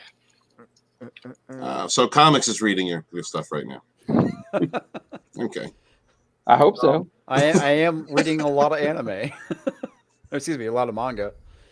Watching a lot of anime and reading a lot of manga. By There the we go. way, Ryan Cannell was covering this, and I don't know if he was talking about George Lucas's vision. And I love Ryan Cannell. Love you.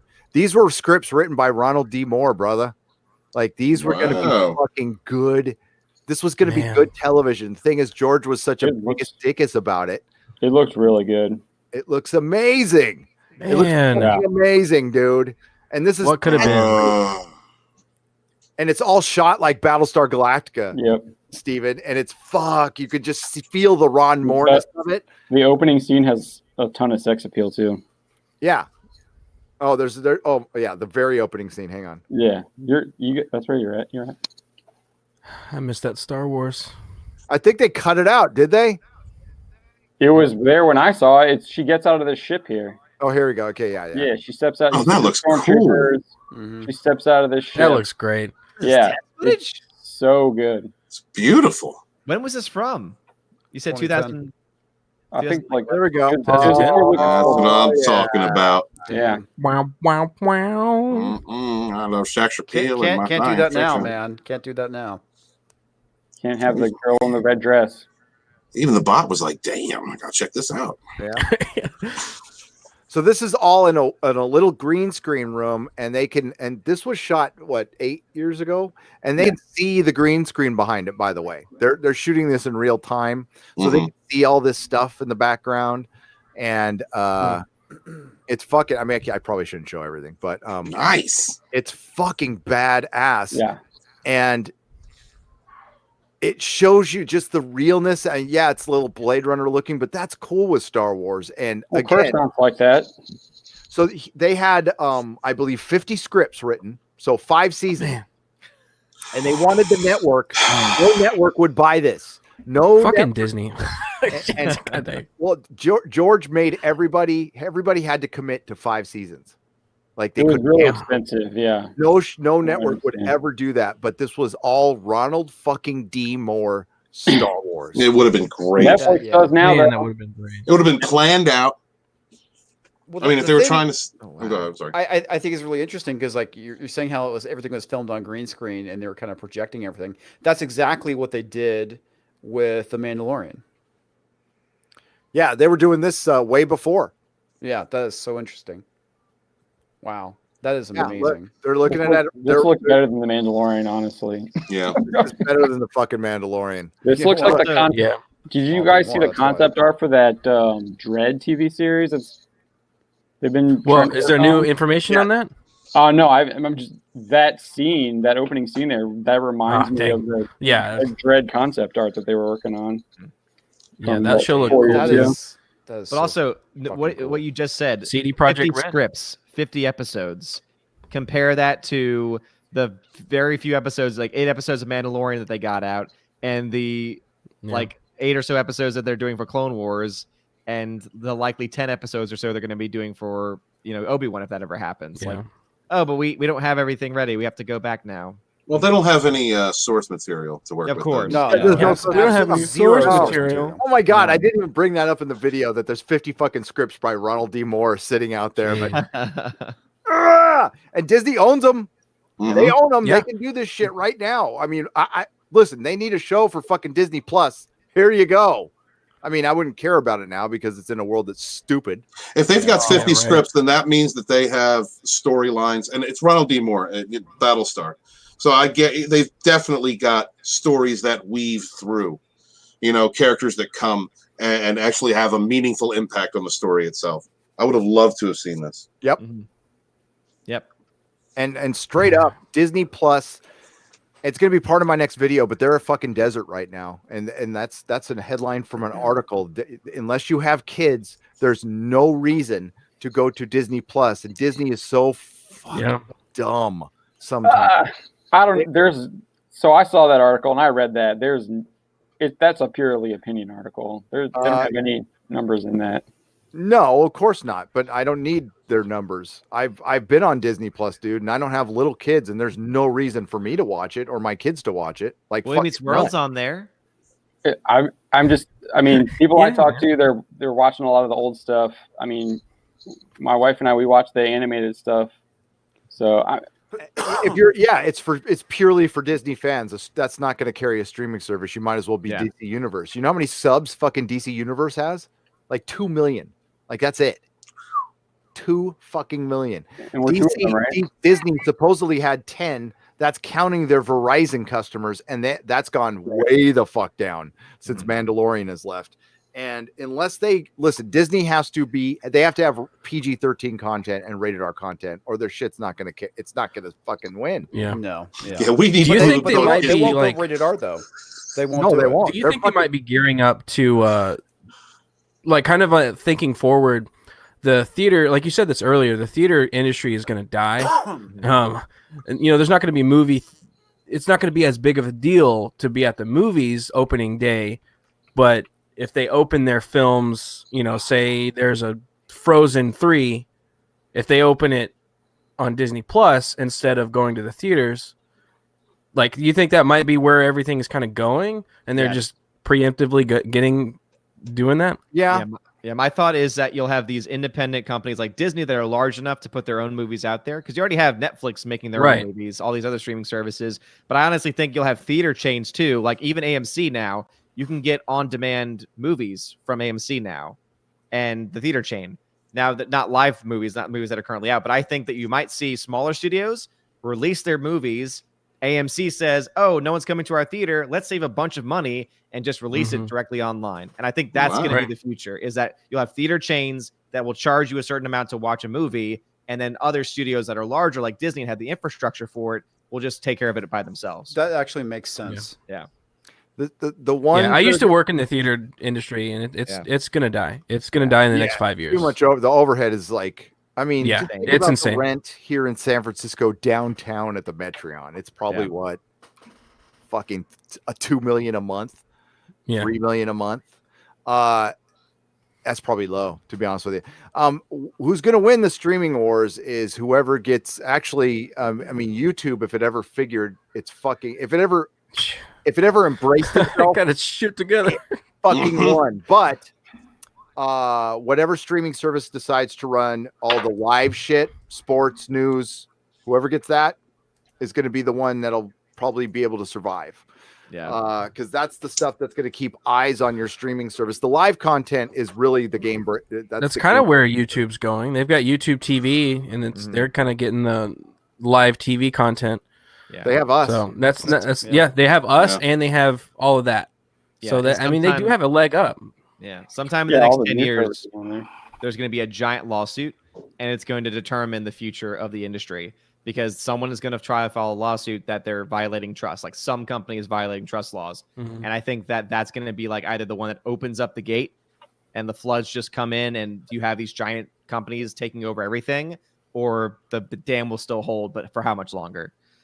Right. Yeah. I saw the little, you know, those American Freedom, those little kids out there, they don't know what the hell they're talking about, unfortunately. It'll all be gone. And yeah, whatever's going on in New York, fuck, I'm glad I don't live in New York. I'm surprised they're not doing it here. But that would require these little shits to get out of their fucking apartments with their 19 roommates and their top ramen.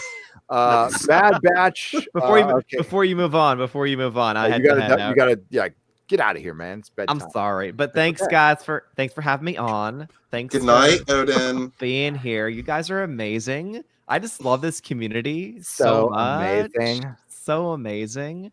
And And Hail Marys. I will. Bye. Love you. Jesus loves you. Take care, Odin. Bye, Odin. Dude. Bye. But he doesn't love you, Odin. Thank God that guy's gone. Fucking A. God, now we can start. Like, is Father Christopher Miller, are you still out there? Can I use the Lord's name in vain yet? Because I really need to. David Harvey for $20. Shout out for Geeks and Gamers and Darth Barbie. All right, everybody wants Darth Barbie. Shard, let's go. Is there fucking here? If you guys want to watch Darth Barbie, let's get her up here, right? Yeah. She's playing Battlefront. No. I think Matthew Matson made a good comment about the streaming wars, and that Amazon is like well positioned because that's not even their main business. Their main business is shipping you products, selling them. Right. So, Yeah. No, Amazon, I could say this now because it's been so long since I had the conversation. Netflix was seriously thinking about getting into the live content game. So Really? Amazon is shipping products and Disney is shipping characters. All right, so we got Darth Barbie standing there, not doing anything, playing Battlefront. I'm wondering how long it's going to take her to figure out that we're airing her live stream. Since everybody wants a shout out, Doing so your listen to hair. us and watch her play the game. Okay, There you go. There you go. It's taking forever to load, Barbie. Come on, Barbie, we're waiting. I mean, like, honestly, I'd rather watch the grass grow than watch somebody play a video game. But like, I guess people like this stuff, so They do. We'll be play by play. Sometimes you can get enraptured by it. Sometimes I like watching my wife play video games. It's pretty funny. Well, is she naked? No. Okay, well then, what's the point? What's going on? It's the engaging story of the game. It depends on the game. Sometimes I'm like, well, I'm asking for Comix Division, not myself. I don't want to see. That's. I woke up this morning. I checked out Lethal Lightning. He was playing Mortal Kombat on his channel. He was holding like 30 viewers. It was cool to watch. I was doing it's probably better than seeing the fatality in Star Trek Picard. Yeah. Yes. Thank you for bringing that back. I was Gears of War for a while. I need to get back to finishing that off. I'm playing Kakarot. And do it naked, comics. Kakarot. Yeah. That'll get the viewers, man. I'm playing catch up. I ain't got any time to play fucking video games. Nobody wants to see a naked 46-year-old man playing video games. Everybody wants to see a naked 46-year-old man playing video games. A toxic naked 46-year-old man. Yeah. You can't watch somebody sing if we don't turn on the volume, Gen X. We could watch somebody in a mask sing who doesn't show his face on the internet. No, we can't. Doesn't anyone pick up the fact that the wokeness of Ewan McGregor is tied to his new girlfriend who he cheated on his wife and his kids being in the new Birds of Prey movie? So uncivilized. Says TLK Russian bot. Yes. I mean, listen, that is a male in Hollywood.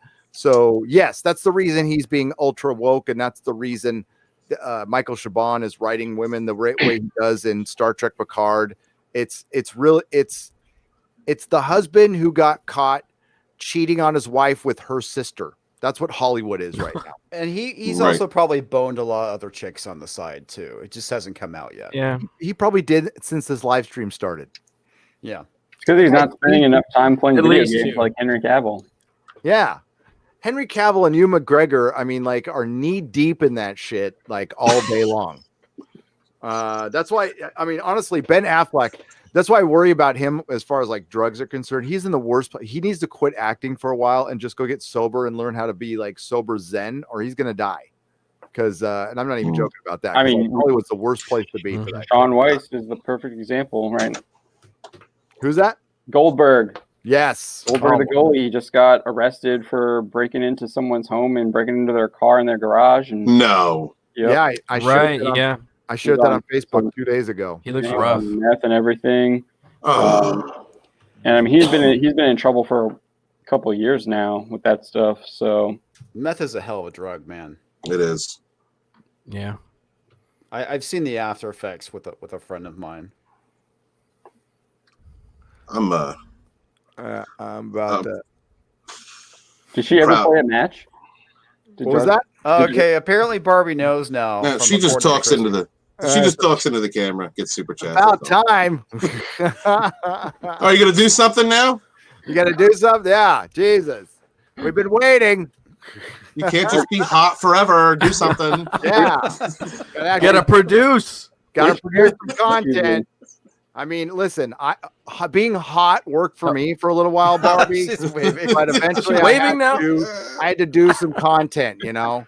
I mean, we can't all survive on our hotness. I know you and I can really identify with that, Barbie, you know, because like this dad bod, Speak for 50 middle-aged, yourself. gray-haired dude shit really turns people on. CLJ Hey, all Screwjob. you need to do is be a 300-pound man in a mankini. Hey, don't talk about. Oh, Gary. Jeremy's in the back. Jeremy's back. What? What I thought Quick. the game is the game over or something. It's already started, and LeBron's already pissing me off, so I'm back. So, Wow. how's everybody doing? We're checking out your girl. We're watching Darth Watching Barbie. Barbie. game. Stream sniping Barbie, I love it. I was wondering, I was like, where did she get all of these likes from? And I was so happy because she's so close to being monetized, or at least getting to that threshold. So I'm really happy because I did see the super chat. Did you get to the super chat where I said give her a shout out or Yeah, whatever? and I'm Yeah. like, Okay. yeah. So I'm like, well, if everybody wants to watch her live stream, let's do it, and we'll talk over the video game. I love that she was sitting there doing what she always does, which all she does is she talks to people in the stream, and so she didn't realize she was supposed to be playing because you were stream sniping her. That's hilarious. I love it so much. Yeah, we were giving She's- her grief. She's the best. She's great. So she's become a really good friend, and I'm loving to have her part of Geeks and Gamers. So She just died. Trounced. That's too bad. she's actually gotten really good at Battlefront. So Is she playing a stormtrooper or is that a Republic trooper? No. she's playing as a clone. Oh, Yes. clone. Okay. Mm-hmm. Because that's Felucia, prequel era, baby. So look at her. And That was fun, right? she always gets up close to the camera. Her camera moves. So the other day she would like just put her arms up in the air so that the controller, and I kept telling her, I'm like, Krista, you're doing it wrong. That you're a Twitch thought now. You have to point the camera down. She keeps pointing it up. That's how it works. Half the time it's showing her forehead. And Hey, they're my. Yeah. Like mine's on a new. I don't have it on a tripod. I have it on an arm. So if I hit it, it won't do it now. But it starts going. And I had to reshoot a couple of videos because my camera would have. You had to take Dramamine to watch my video because it was just. Ooh, I'm like, God damn it! Like keep kicking my desk. Daniel James for Australian $2.99. Need women in the stream. Odin's voice is close. Ouch. We got Darth Barbie out there. Mark C for $10. Gary, I'm traveling to Pittsburgh from Pittsburgh to Baton Rouge Friday. I want to travel. I don't want to travel with your artwork. So I put the P.O. box in the chat. I'll also email it to you, Mark. Sorry, there's been a lot of shit going on, but thank you for the artwork. Mark C's awesome. He's a brilliant artist. Go check him out on Twitter. Okay. Cause he is a fantastic artist. And he made a Cosmic Crater Girl, which I'm very thankful for. Sonic will make more money than Birds of Prey, says Apocrypha, for $1.99. I hope it does. I think it will. I think It's so got, too. it's got a chance. That'd be justice. That would be hilarious. That would be For hilarious. A few people in chat are asking if Battlefront 20 or Battlefront 2, at least Battlefront 2017, is good now. Not only is Battlefront, and we don't even refer to it as Battlefront 2017, it is Battlefront 2019 because the game has changed so much from when it was released. That Battlefront 2019 is legitimately a great Star Wars game. It absolutely is. It is fucking fantastic. It really is, man. So goddamn good. That's the game that I play in my leisure time when I'm not busy. This is what if you're looking for a definitive Star Wars experience, now you have to understand that it's heavily based on the online multiplayer aspect, but it has it all. It has it all. The maps are beautiful. The sounds, it's authentic. It feels like Star Wars. It looks like Star Wars. It is fantastic. As a matter of fact, tomorrow Geeks and Gamers is going to be live streaming Battlefront 2 on the main channel, and then we're going to change over to Gaming with Geeks. So we're going to do it as a team. Team stream. Darth Barbie will be there. Ryan Cannell, Drunk 3PO. I think Candace is going to be there. So yeah, it's going to be awesome. Cool. Better than Jedi Fallen Order. It depends on it because Jedi Fallen Order is story based, whereas this is more multiplayer based. You know what I mean? The thing that you get, the thing that's fantastic about Battlefront 2 is that you do get to experience these different eras. So you can play as the Empire on the Death Star too. You can play on Endor. You get the prequel era content. You can play as Darth Maul. You can play as Vader. You can play as Boba Fett. So it's different to compare the two. Jedi Fallen Order is a great game if you're looking for for a campaign story based game. Yeah, But both you play as Rey. You can play as Rey Skywalker. Skywalker. You can also play the Starfighter mode, which is a great mode. I love playing Starfighters. Sorry to break up this very riveting game talk, but Sorry. TLJ Screwjob for $1.99 said this one on World Class Bullshitters. Why is Black Canary black? Are you TLJ Screwjob? It's in the name. Come on. Are you really asking that question? Come on. I mean, or you just want to hear the answer? Coal mine collapsed. Identity politics. Are you a phobe or an ist? Yeah. TLJ Screwjob. No. Yeah. It's they already had one blonde girl. They can't have two blonde girls on the screen. It's against the law, I think, right now. Especially in California, where it's being made. But they needed to have an actual bird of prey and the bird of prey. Well, they have Huntress too. But I mean, if you didn't read a DC comic, pick out Huntress. You're gonna go, what's a Huntress? Huntress looks like a plank of wood. She really does. Yeah. Is she the one with the bat? No, she's the one with the motorcycle and the crossbow. She has little arrows in her very baggy pants, in her MC Hammer pants. Those are tactical baggy pants. Tactical baggy pants with no purple. Yeah, no purple. Dreary Nitpicker for $4.99. Hail Gary, did you get my package yet? It was Exozone related and Lord of the Rings. Anyone? Anyway, here's $5 to fight the haters. Hail Nerdrotic. Hail guest. I have not been by my PO box, Dreary Nitpicker. I've got major shit going on. I don't want to bore anybody with it, but it's shit. Drake is 6 for $2. The N-word spammer is Jarbor's mom. Mean stream, LOL. Did something happen there?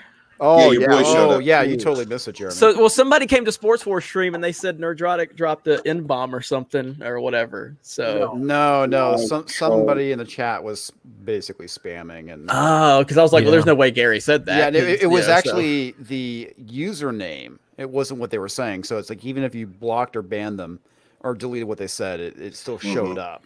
So they eventually gave up because we started spamming them back with. Well, then they became a member for a minute. Yeah, they did. So I fought it by asking the chat to put F in the chat for like 5 minutes straight. So 5 minutes straight. It was glorious. Yeah. The chat destroyed them. And yeah, it's very coincidental that it happened when we were talking about somebody, but it could be somebody different too. I have no idea. You don't know. As a matter of fact, there's that member right there who I ejected. But YouTube now has their payment information, and YouTube now has their information, by the way. But yeah, YouTube can copyright claim a trailer in like a nanosecond, but they can't. Like that stuff can go on forever, and they don't stop anything. That's kind of weird. Well, the funny Tyler- thing is there was that YouTuber that asked the chat to do something, and they did it, and it totally tanked his channel or tanked his stream. Or yeah, we talked about that, right? Yeah, we played that video. What is this weaponized retardation in the chat? Says Tyler 2FO. It is YouTube, my friend. It is the internet. Thank you for the Canadian $2. That's just you know what? When you criticize a television show, apparently it makes you an enemy of the state. So You've been marked for execution. I have been at re-education camps in my future.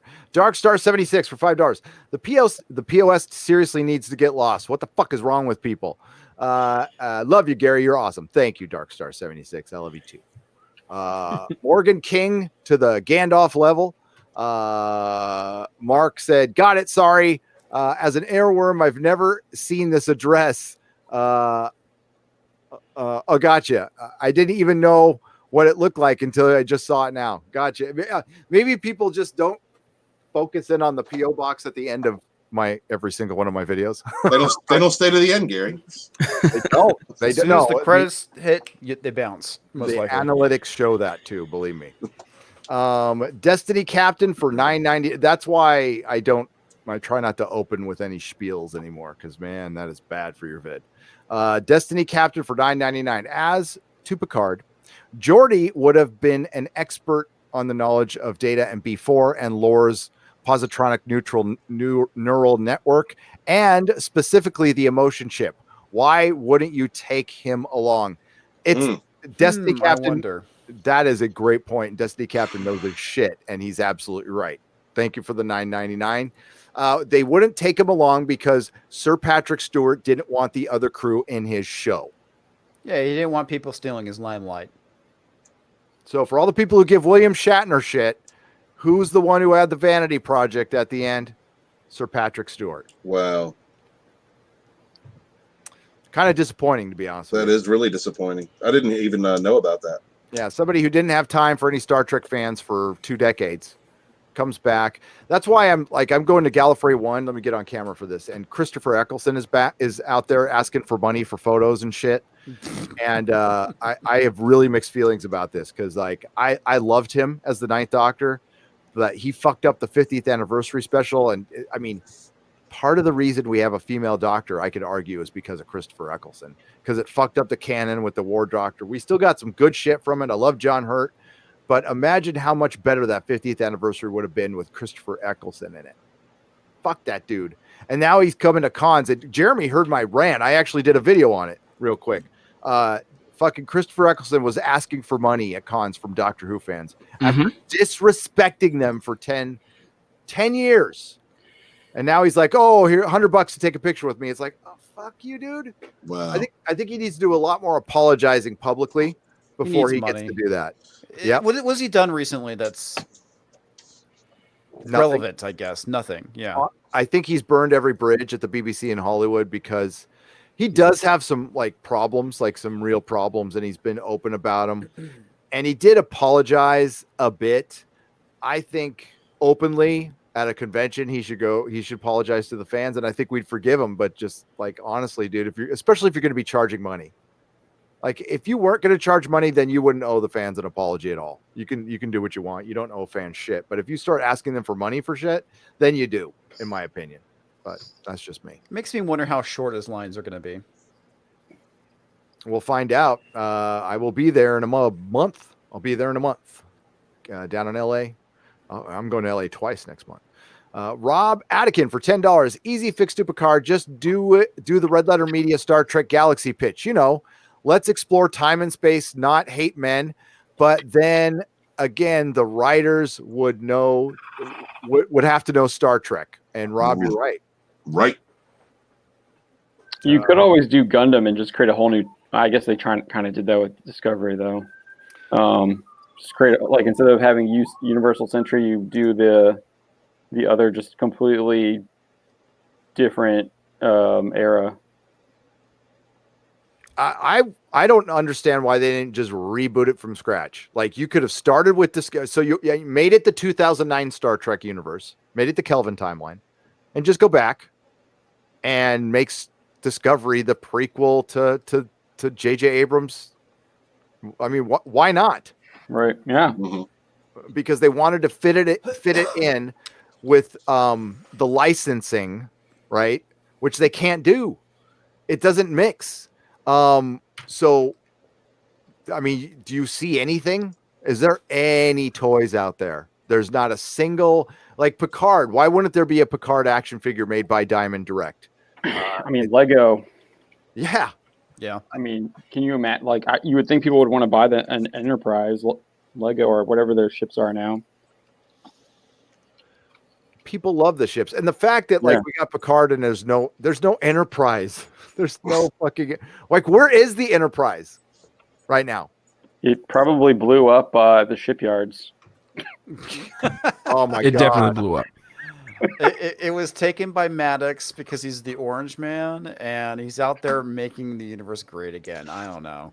I want a Picard action figure with diaper and Viagra. I mean, why can't we get that? Yeah. Loris, I've accidentally made poopy again. Number 2. Number 1, I made number 2. I've fallen and I can't get up. I can beam myself up. Vanessa VK is a member at the protomolecule level. Vanessa, welcome. You are most welcome here, as is everyone. I appreciate you. Member only stream tomorrow at noon, where you get to come in and talk to me. You got to have we're gonna do. All right, Gary. Barbie's shutting down, so if you want to take her off screen share, Okay. What? Bye, Barbie. Lost too many times. Just having fun. She never streams for more than an hour or two, and she's been going for 4 hours now. So Damn. Morgan Gray for $20. Do you think Peter Jackson would have done a better job with Star Wars or even Star Trek? Yes and yes. Yes. Fuck yeah. I mean, Yeah. yes, but let's not go overboard with this because I think Lord of the Rings is the best movie he's ever made objectively. Okay, but he has like what was that one movie he came out with a few years ago? Mortal. Engines. Oh yeah, Yeah. Mortal Engines. Like, that wasn't good. Is that him? That wasn't Oh my good. God. He's not. He is and he the did man. The Hobbit. Yeah, he is the man. When the Lord of the Rings is perfection. Okay, but let's just not automatically think he's going to turn like even he did King Kong, which wasn't terrible, but it was about 45 minutes too long. You know, It's still better than anything JJ. I know. Jackson, I 100% The agree with Frighteners that. is better than anything JJ's done. But I I love just the still Frighteners. believe that I love the don't- Frighteners. Would I Peter don't- Jackson have made The Last Jedi? No, but well, here's the problem. No. What the problem is you can't be a creative force and walk into Lucasfilm and do what you want. You're going to have to fall in line. Either you're going to have to fall in line once you get there, or you're going to be the type of person that already sees the type of vision that Kathleen Kennedy wanted. Not unless you're Rian Johnson. So, well, again, though, but I'm pretty sure once he gave her his pitch, she was like, "Oh, you can do whatever the fuck you want because you clearly don't respect Luke Skywalker. You clearly don't respect these characters. You can do whatever the fuck you want." So I'm just saying, somebody like there's a reason Christopher Nolan's not walking in the door at Lucasfilm, all right? Because he's not going to put up with that bullshit. You know, I don't think Peter Jackson's going to be either A, he's going to be the Christopher Nolan type that he's like, fuck you, I'm too good for you. Or number 2, he's going to fall in line like a JJ or a Ryan Johnson or something. And this is why Colin Trevorrow is not there. Because Colin Trevorrow was not falling in line with the bullshit. So at the end of the day, all I'm saying is it's a nice hypothetical question, but as long as Kathleen Kennedy's there, it doesn't matter who they pick. That's my point. True. And that's probably why they had again a very hard time getting talent, and they're not going to get any good talent now. Jon Favreau is there, I believe, at the behest of Iger and Kevin Feige. I think that's why Jon Favreau is there. He's been a good Disney player. He helped build the MCU, and I doubt that was a Kathleen Kennedy decision, to be honest with you. Until I see differently, that's what I choose to believe. I think you're 100% right on that. There's no way Kathleen Kennedy would bring in a white guy to run anything. Adam Wolford for $5. If you guys want a dark fantasy series, Berserk, for starters, the main character was born from his dead mom. Ugh. It was monsters and elves and demons. That sounds awesome, Adam. Yeah, Berserk is that kind of- fantastic. yeah. There's I think the 3 movies are on Netflix. Where were they produced? It's an anime. It's anime. Yeah. Yeah, it's here. I got it. You could Dark feel Horse- the interest just Dark Horse- leave Gary. Yes. Oh, it's anime. It's really good. Gary. Never mind. I know people. I am not the biggest fan of anime's animation style. I like some of it, not all of it. This is not what you assume is. It's not like John, do you know how many times I've heard that? It ends up being exactly what I assume it is. No, I'll check it out. Culture Casino for $5. The Darth Bobby situation is why I have 3 accounts on different devices ready to drop in for you guys. Keep it up. I'll be joining you soon. You're awesome, Culture Casino. That's the kind of fan we need. I love somebody's like, I'm going to be at 3 live streams at once. Freaking love you. Okay, that's all I'm going to say is we love you. You can watch anybody. I don't care. We love Darth Barbie. Thanks for helping Darth Barbie have her money, says Levi Ferris. You are welcome. She earned it. She's gonna, you know what? She's young. She's gonna figure this thing out and conquer the world. Good for her. Absolutely. There's the artwork, Gary. What was that? That's the style on the manga. Let me see it. Did you put it up? Yeah, I'm holding it up. Let me. Yeah, he's literally holding it Let up. me focus it on you. Boomer. That's pretty badass. So that's yeah. I haven't opened it yet, but that's what it's the same art style. That's pretty cool. I do like that. It's I do like also pretty ultra violent too. I do like that as well. and sexually explicit. Boobs. That's a good catch for me. Thanks. So here's our goalie from fucking Mighty Ducks. So this is what meth does to you, and this guy is this guy's 10 years younger than I. Nice, too bad. That is He's 40, right? He's 41. Yeah. Am I allowed to make a Planet of the Apes joke or not? You Yeah, just sure. didn't you? Yeah. You wouldn't be wrong. That's all I'm gonna say. He looks like Caesar. I wasn't making one. I was just asking. This is what I put. This is what meth does to a 41-year-old. I mean, it's no joke. His life is pure misery and hell. So all you have to do is feel sorry for him, man. Yeah, fucks your teeth up. That's It's terrible. nasty, man. It's Why do nasty. people do that to themselves? And the thing is that the high is not even good. It's not. I mean, it's not even a quality high. I couldn't even tell you. I think the first one is, and you keep trying to chase that first one, but it's just super fucking. It's cheap and it's desperation. Yeah. I mean, there's people out there that have nothing better to do with their lives, and they end up getting hooked on meth. And you could be a very attractive 20-year-old individual, and you will look 40 by the time you're off of it, and you'll be like maybe 25. Mm. All right. Will fuck your Man, body that's up. rough. It's disgusting. So I will check out Berserk this weekend. I will give it a look and see how it is. Yeah, so there's the 3 movies on Netflix. I think they're on Netflix, and then there's a sequel like anime series that's on Crunchyroll. Yeah, I didn't realize it was a movie. So I what- thought I heard what about should I the watch series. first?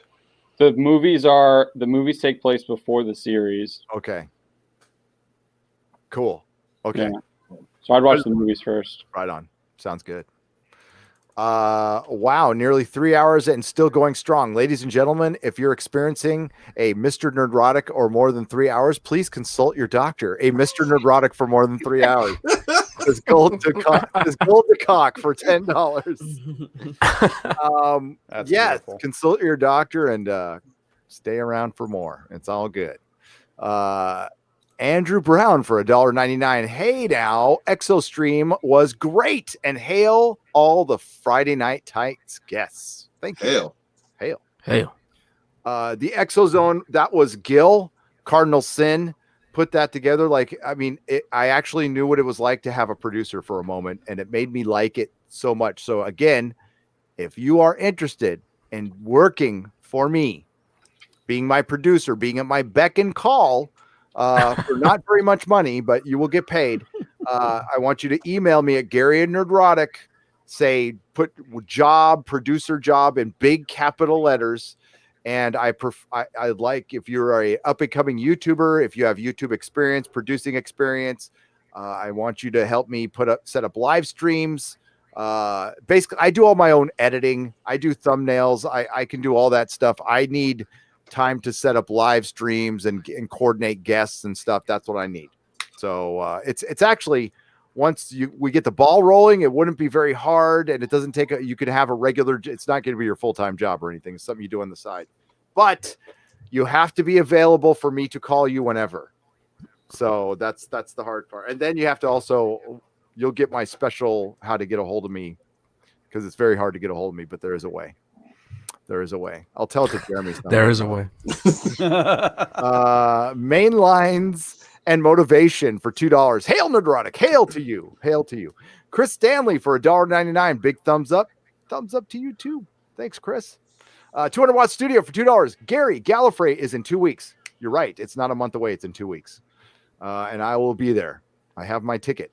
I honestly, 200 Watt Studio, I forgot I bought my ticket. And then I had a panic. I'm like, I got to buy a ticket. And then I saw the email going, you bought a ticket already. And it actually said dumbass. It actually said dumbass boomer.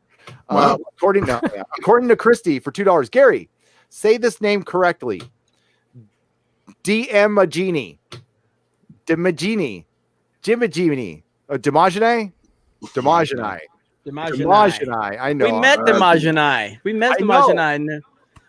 It took me about 6 months to learn how to say his name right. Now I don't want to say it right anymore. I want to say it Dimagini. That's right. I do remember you. I remember that now. Dimagini. Next week. Come on. Space is open for you. I know you're probably way too sexy for us, but you know. Hey, there is somebody else we need to get on here one week, or maybe once me and you get our show rolling on Geeks and Gamers, but we need to get Memology on here. Memology 101. Next week. Memology is so damn awesome. I love Memology. This dude, I'm going to talk to you off air about it, Garrett, but he helps me so much with YouTube stuff. He's so good. He knows so much about the ins and outs of how YouTube, the algorithm and everything works and the notifications. Memology is great. So Memology 101 and Memology 102. If you guys have not subscribed to those channels, please do so, because he is great. And PewDiePie is subscribed to his channel. So that's cool. Maybe we get PewDiePie on sometime too. Maybe he'll. I'll talk to Pewds. He keeps texting me. I just haven't had time to return. Yeah, he's a little flaky. But yeah, let's get him on, and we need to find a permanent person to come in when Odin leaves. He's only on for a couple hours. Odin's only got a shelf life, huh? Try Helsing Ultimate. Well, maybe not, Gary. John Smith for $1.99. I've seen Helsing the anime. I've seen that. I've seen. I like the Captain Harlock one. I thought that was pretty good. Harlock is great. Harlock's great too. But I know it's not official. Is Castlevania? That's American, right? No, it's animated in Japan, but it was written by American. It was written by Warren Ellis. Warren Ellis, yeah. I didn't know who produced it though. The story is American, but it was produced in Japan. Okay, so it's a co-production. Okay, Castlevania is my favorite. That is the shit. That is a good show. It's so good. Yeah. Actually, as a matter of fact, I'll be reviewing every episode when it comes back. So there you go. John, I'll jump in on that with you if you want. What was that? If you do live streams on that, I'll jump in on that. If I do live streams, I'll put you on. I don't know if I'm going to do video or live streams yet. Johnny Breedis. Did I say that right? Bredis. We'll say Bredis is a member at the protomolecule level. Means the work will continue. Thank you. And again, live stream tomorrow. We're going to do hangouts so you guys can come on and talk to me. I'm going to record it and put it on Nerdrotic Live, but it's just going to be a private stream for us, for members. Thank you, according to Christy John Smith. So we have reached the end of this. I bet you. Let me make sure it didn't jump on me, by the way. I'm just going to go up because I think we reached the end of the I haven't seen the Fast and Furious 9 trailer. I like those movies, but all I'm saying is if there aren't dinosaurs in fucking space, I'm gonna be pretty disappointed. I'm just saying, there better be dinosaurs in space in this new trailer. And I also want to see The Rock do a rock bottom on a T-Rex. I don't If think The these Rock's things in don't that. happen, I There- will be disappointed. There will be dinosaurs in that movie, but they are going to be non-binary.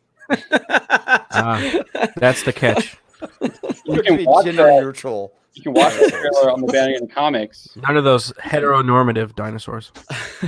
Do what, John? You can watch that trailer on the Banning in the Comics YouTube channel. You got it. up. Oh, Okay. Did you guys like? Did you? Well, I won't ask you any questions. I'll talk to you about it in private. I wanted to ask you some questions about it. You I don't can want ask the same me. thing. Like, is it an official trailer that they let you upload? Yeah.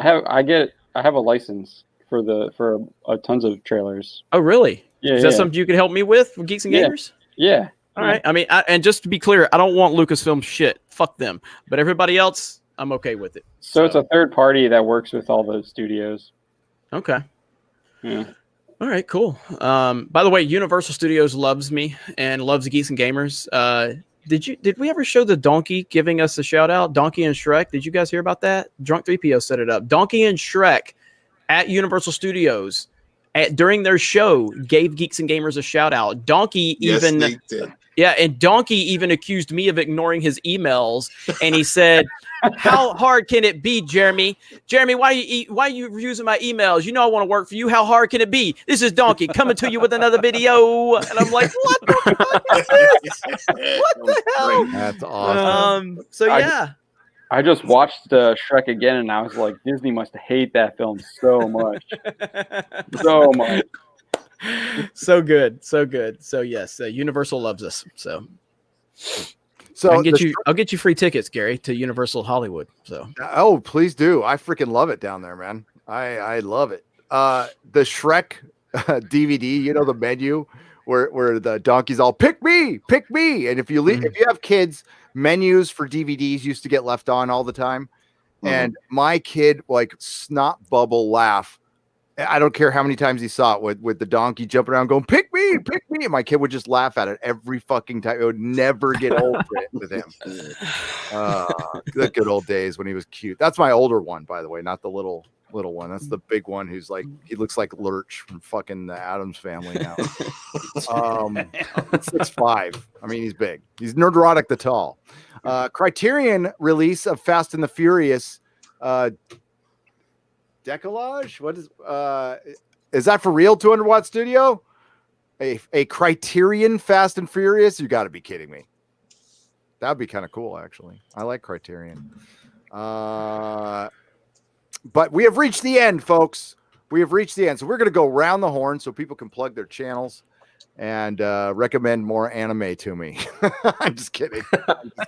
You know how much freaking anime I get recommended? It's like, there is so much of it. You know, it's a thing because American comic readers usually don't jump over to that. I don't know why, we just don't, but maybe we should start because it's better than the fucking comics.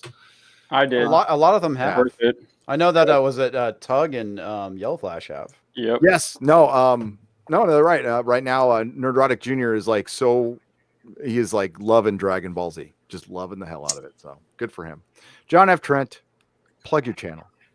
Yeah, so Bounty in the Comics, we're on YouTube as well. I've been putting up videos every single day since pretty much got back from some personal family stuff that happened over Christmas and beginning of January. So we're doing videos every day. It's rumors, scoops, talked about. I'm surprised we didn't talk about it tonight. Linda Hamilton basically rang the death bell on Terminator franchise. That's a good sign. So yeah, that was a fun video to do. And then obviously we update the website every single day. We got a bunch of stuff on there right now. It's a lot of variety. We do anime, we do comics, we do movies, TV, Star Trek, Doctor Who. Cover a lot of videos from Odin to Gary, Geeks and Gamers, Doomcock. We cover a lot of their stuff too. So go over there, sign up for our email on the website, and if you want to, you can sign up for browser notifications as well. We don't usually do that very often, but we do hit that sometimes. But yeah, that's kind of the pitch. Thanks, man. And listen, awesome. Go to Bounding into Comics. They keep it real. It's run basically by a fan, by John, and they don't get pretentious and they don't fill their articles with, it's basically breaking the narrative for once. And that's something we've been asking for the Access Media to do. And they're not Access Media. And the thing is, you also break that narrative, and so does Jeremy, and so do I to some aspect. We speak freely, and we get offered shit all the time. Oh yeah, it's not gonna change my mind on that shit, but we do. I got Geeks and Gamers got press passes for Exaggeration Nation and Drunk 3PO. If we can get those guys into a con with press, we can do any fucking thing. Okay, so anybody has anybody heard back from San Diego on press yet? I haven't. I got an email I need to show you about something, Gary. I'm glad you reminded me. So yeah, I did. I registered Bounding as a press outlet. I think I got it yesterday, so I got to just follow that up and figure out who on our team is going to be going. But yeah, I did get that for press stuff yesterday. Interesting. I haven't checked it. I've been checking. I haven't checked this week. We're not going to get in. We're not going to fucking get in. Be positive, Gary. I'm working on South by Southwest right now. I got by Wednesday to fill all that stuff out. Oh shit! I did that. I did them too. I wonder if I'm going to get it. But, I know people who work at con. I mean, I'm friends with a couple of people, and they still probably won't look at me. Okay, Colt Rayner just came in the chat, said, straight from watching Man on Fire to Nerdrotic. It's a great night. I got to give you a shout-out for watching Man on Fire. One of the greatest films ever. Good movie. Denzel, legit badass. There's nothing better in movies than watching Denzel go full Denzel, badass Denzel in a movie, and he straight up does that in Man on Fire. Love that movie. So I love that movie as well. So good. Author Stephen Walton, please plug your channel. Oh, we can see you now. Hi, I'm author Stephen Walton. I cover a lot of pop culture subjects. I also do the author interviews every Monday, and this Monday I'm going to have Lord Callus from the Dark Council on Drunk 3PO's channel. Come check that out. Also do the Fourth Wave on Saturdays with Bear Nerd Fun, Sporky News Podcast, Final Death Star, and Immortal Coil. I'm going to be doing a lot of content where I'm presenting independent creators, trying to get more involved in the independent community because I'm an independent writer myself, and hope to see you guys check out those live streams. I am also the author of the Fandom Menace Volume 1. That I am thinking about 2 weeks. I'm going to get the test print for the print run for that. And if it's all good, I'll be shipping those books out to my backers. And I will be running Volume 2 within the next couple of months. About a month and a half, I'll be running the Indiegogo for Volume 2. I'm going to have some great people help me with that book. I have Jesse Milestone, Midnight's Edge, Lord Doomcock, Hail Lord Doomcock, and many others helped me out with this volume and some others. So I hope to see you guys there back in the book. And thank you. You are quite welcome. Thank you, my friend. Let's plug Comix Division. Yo. How's it going, everyone? Come check me out, Comix Division. One thing I'm going to be doing is reviewing all the Picard episodes. So that's going to be fun. So check it out. Apparently Steven really liked the first review I did. So yes, it was a good review. Thank you, sir. And you can follow me at Comix Division on Twitter. Nice. Thanks, Comics. Let's plug this. Oh, he's on mute. So Garrett, you plug. Jeremy. Oh, hi. My name is Jeremy. I am the owner, the creator, the alpha fucking male of Geeks and Gamers. I just say that to piss you guys off. Anyway, we do have a gaming channel. If Gary will be so kind as to allow me to screen share right there. Gaming with Geeks with our pathetic background picture that I have to get Ryan Kennel to change. I don't know if it's showing. Is it showing? It's not showing. Anyway, you gotta pull them up full screen. Take me off of full screen. But Gaming with Geeks is thank you. Gaming with Geeks is our new gaming channel. Please get us over to 1,000 subs. I need it so bad. And also park hopping with Drunk 3PO and Geeky Candy, our theme park channel. Please get us over to 1,000 there. Drunk's gonna cry in the comments because he's not over 1,000 yet. But really happy with those two channels, and the Geeks and Gamers Network continues to grow. And What's the banner photo? Where's that? That is Universal. That's the Hagrid ride. Again, YouTube's backgrounds are fucking terrible. But yeah, Gaming with Geeks and Park Hoppin'. Would appreciate it if you guys could support that. That is the next phase in Geeks and Gamers, along with the website. We are rebuilding the website right now. It's going to take about a month, and we're going to have a lot of cool things on the website coming up in about a month. It's costing a lot of money, but it's worth it. And every new sub to Gaming with Geeks and Park Hopping is a tear from Thumbelina Jarbo's mouth. So there you go. Notice I said mouth. He cries out of his mouth. Anyway, thank you guys, and thank you, Gary. Thank you, Jeremy, and Quarter Black. What's up? Hey, so I'm having terrible connective issues right now, so I can't hear anybody except for Jeremy. So yeah, that's the way it should be. Yeah, there you go. So hey, thanks for having me on the show. I couldn't hear anything that was happening in the last 2 minutes, and I love everybody on the show. Subscribe to my channel. We hate you, but you can't hear us, so it doesn't matter. It's all good. Yeah. Wow, why did my camera get so wide angle all of a sudden? That's weird.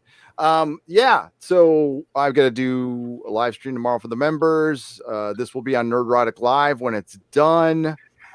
Inquisition Sunday, and I'll be doing a bunch of videos this weekend, and hopefully I'll sleep sometime this year. But got a super chat that just came in. Oh, we did. Thank you very much. I appreciate that. Boop a doop boop boop. Thoughts on Will Wheaton's Ready Room CBS YouTube show? I couldn't watch it, Vanessa. I'm sorry, Venza FK. Has anybody watched it? I haven't yet. Is it bad? It's Will Wheaton. Yeah, I didn't even want to cover it. I'm not going to watch anybody who blocks me on Twitter. So, although that would mean I can't watch Star Trek Discovery either. But, Did they block you on Twitter? One of them does. Yeah, that's fantastic. Gary, can I plug Orville one more time? Of course. Is that okay? Orville Nation is going to have J.G. Hertzler, who played General Martok on DS9 tomorrow at 6 p.m. Eastern Standard Time. Go check out Orville Nation if you're a Star Trek fan. I'm going to be there. It's going to be great. Great dude, by the way. Great. Yeah, dude. really, really great dude. Culture Casino for $2. You say casino, and it just made me want to go to Vegas. All of a sudden, I'm like, ooh, Vegas. That sounds awesome. Han returns in new Fast and Furious movie. So there you go. Han returns. All right, everybody. Thank you for the super chats. Thank you to the Modrotics for kicking a lot of ass tonight. Thank you, chat, for fighting off the troll. I appreciate you. Thank you to the guests, Quarter Black Garrett, Jeremy from Geeks and Gamers, Comix Division, author Stephen Walton, Odin's movie blog, and John F. Trent from Bounding into Comics. Everybody have a good night. And remember, not all who wander are lost.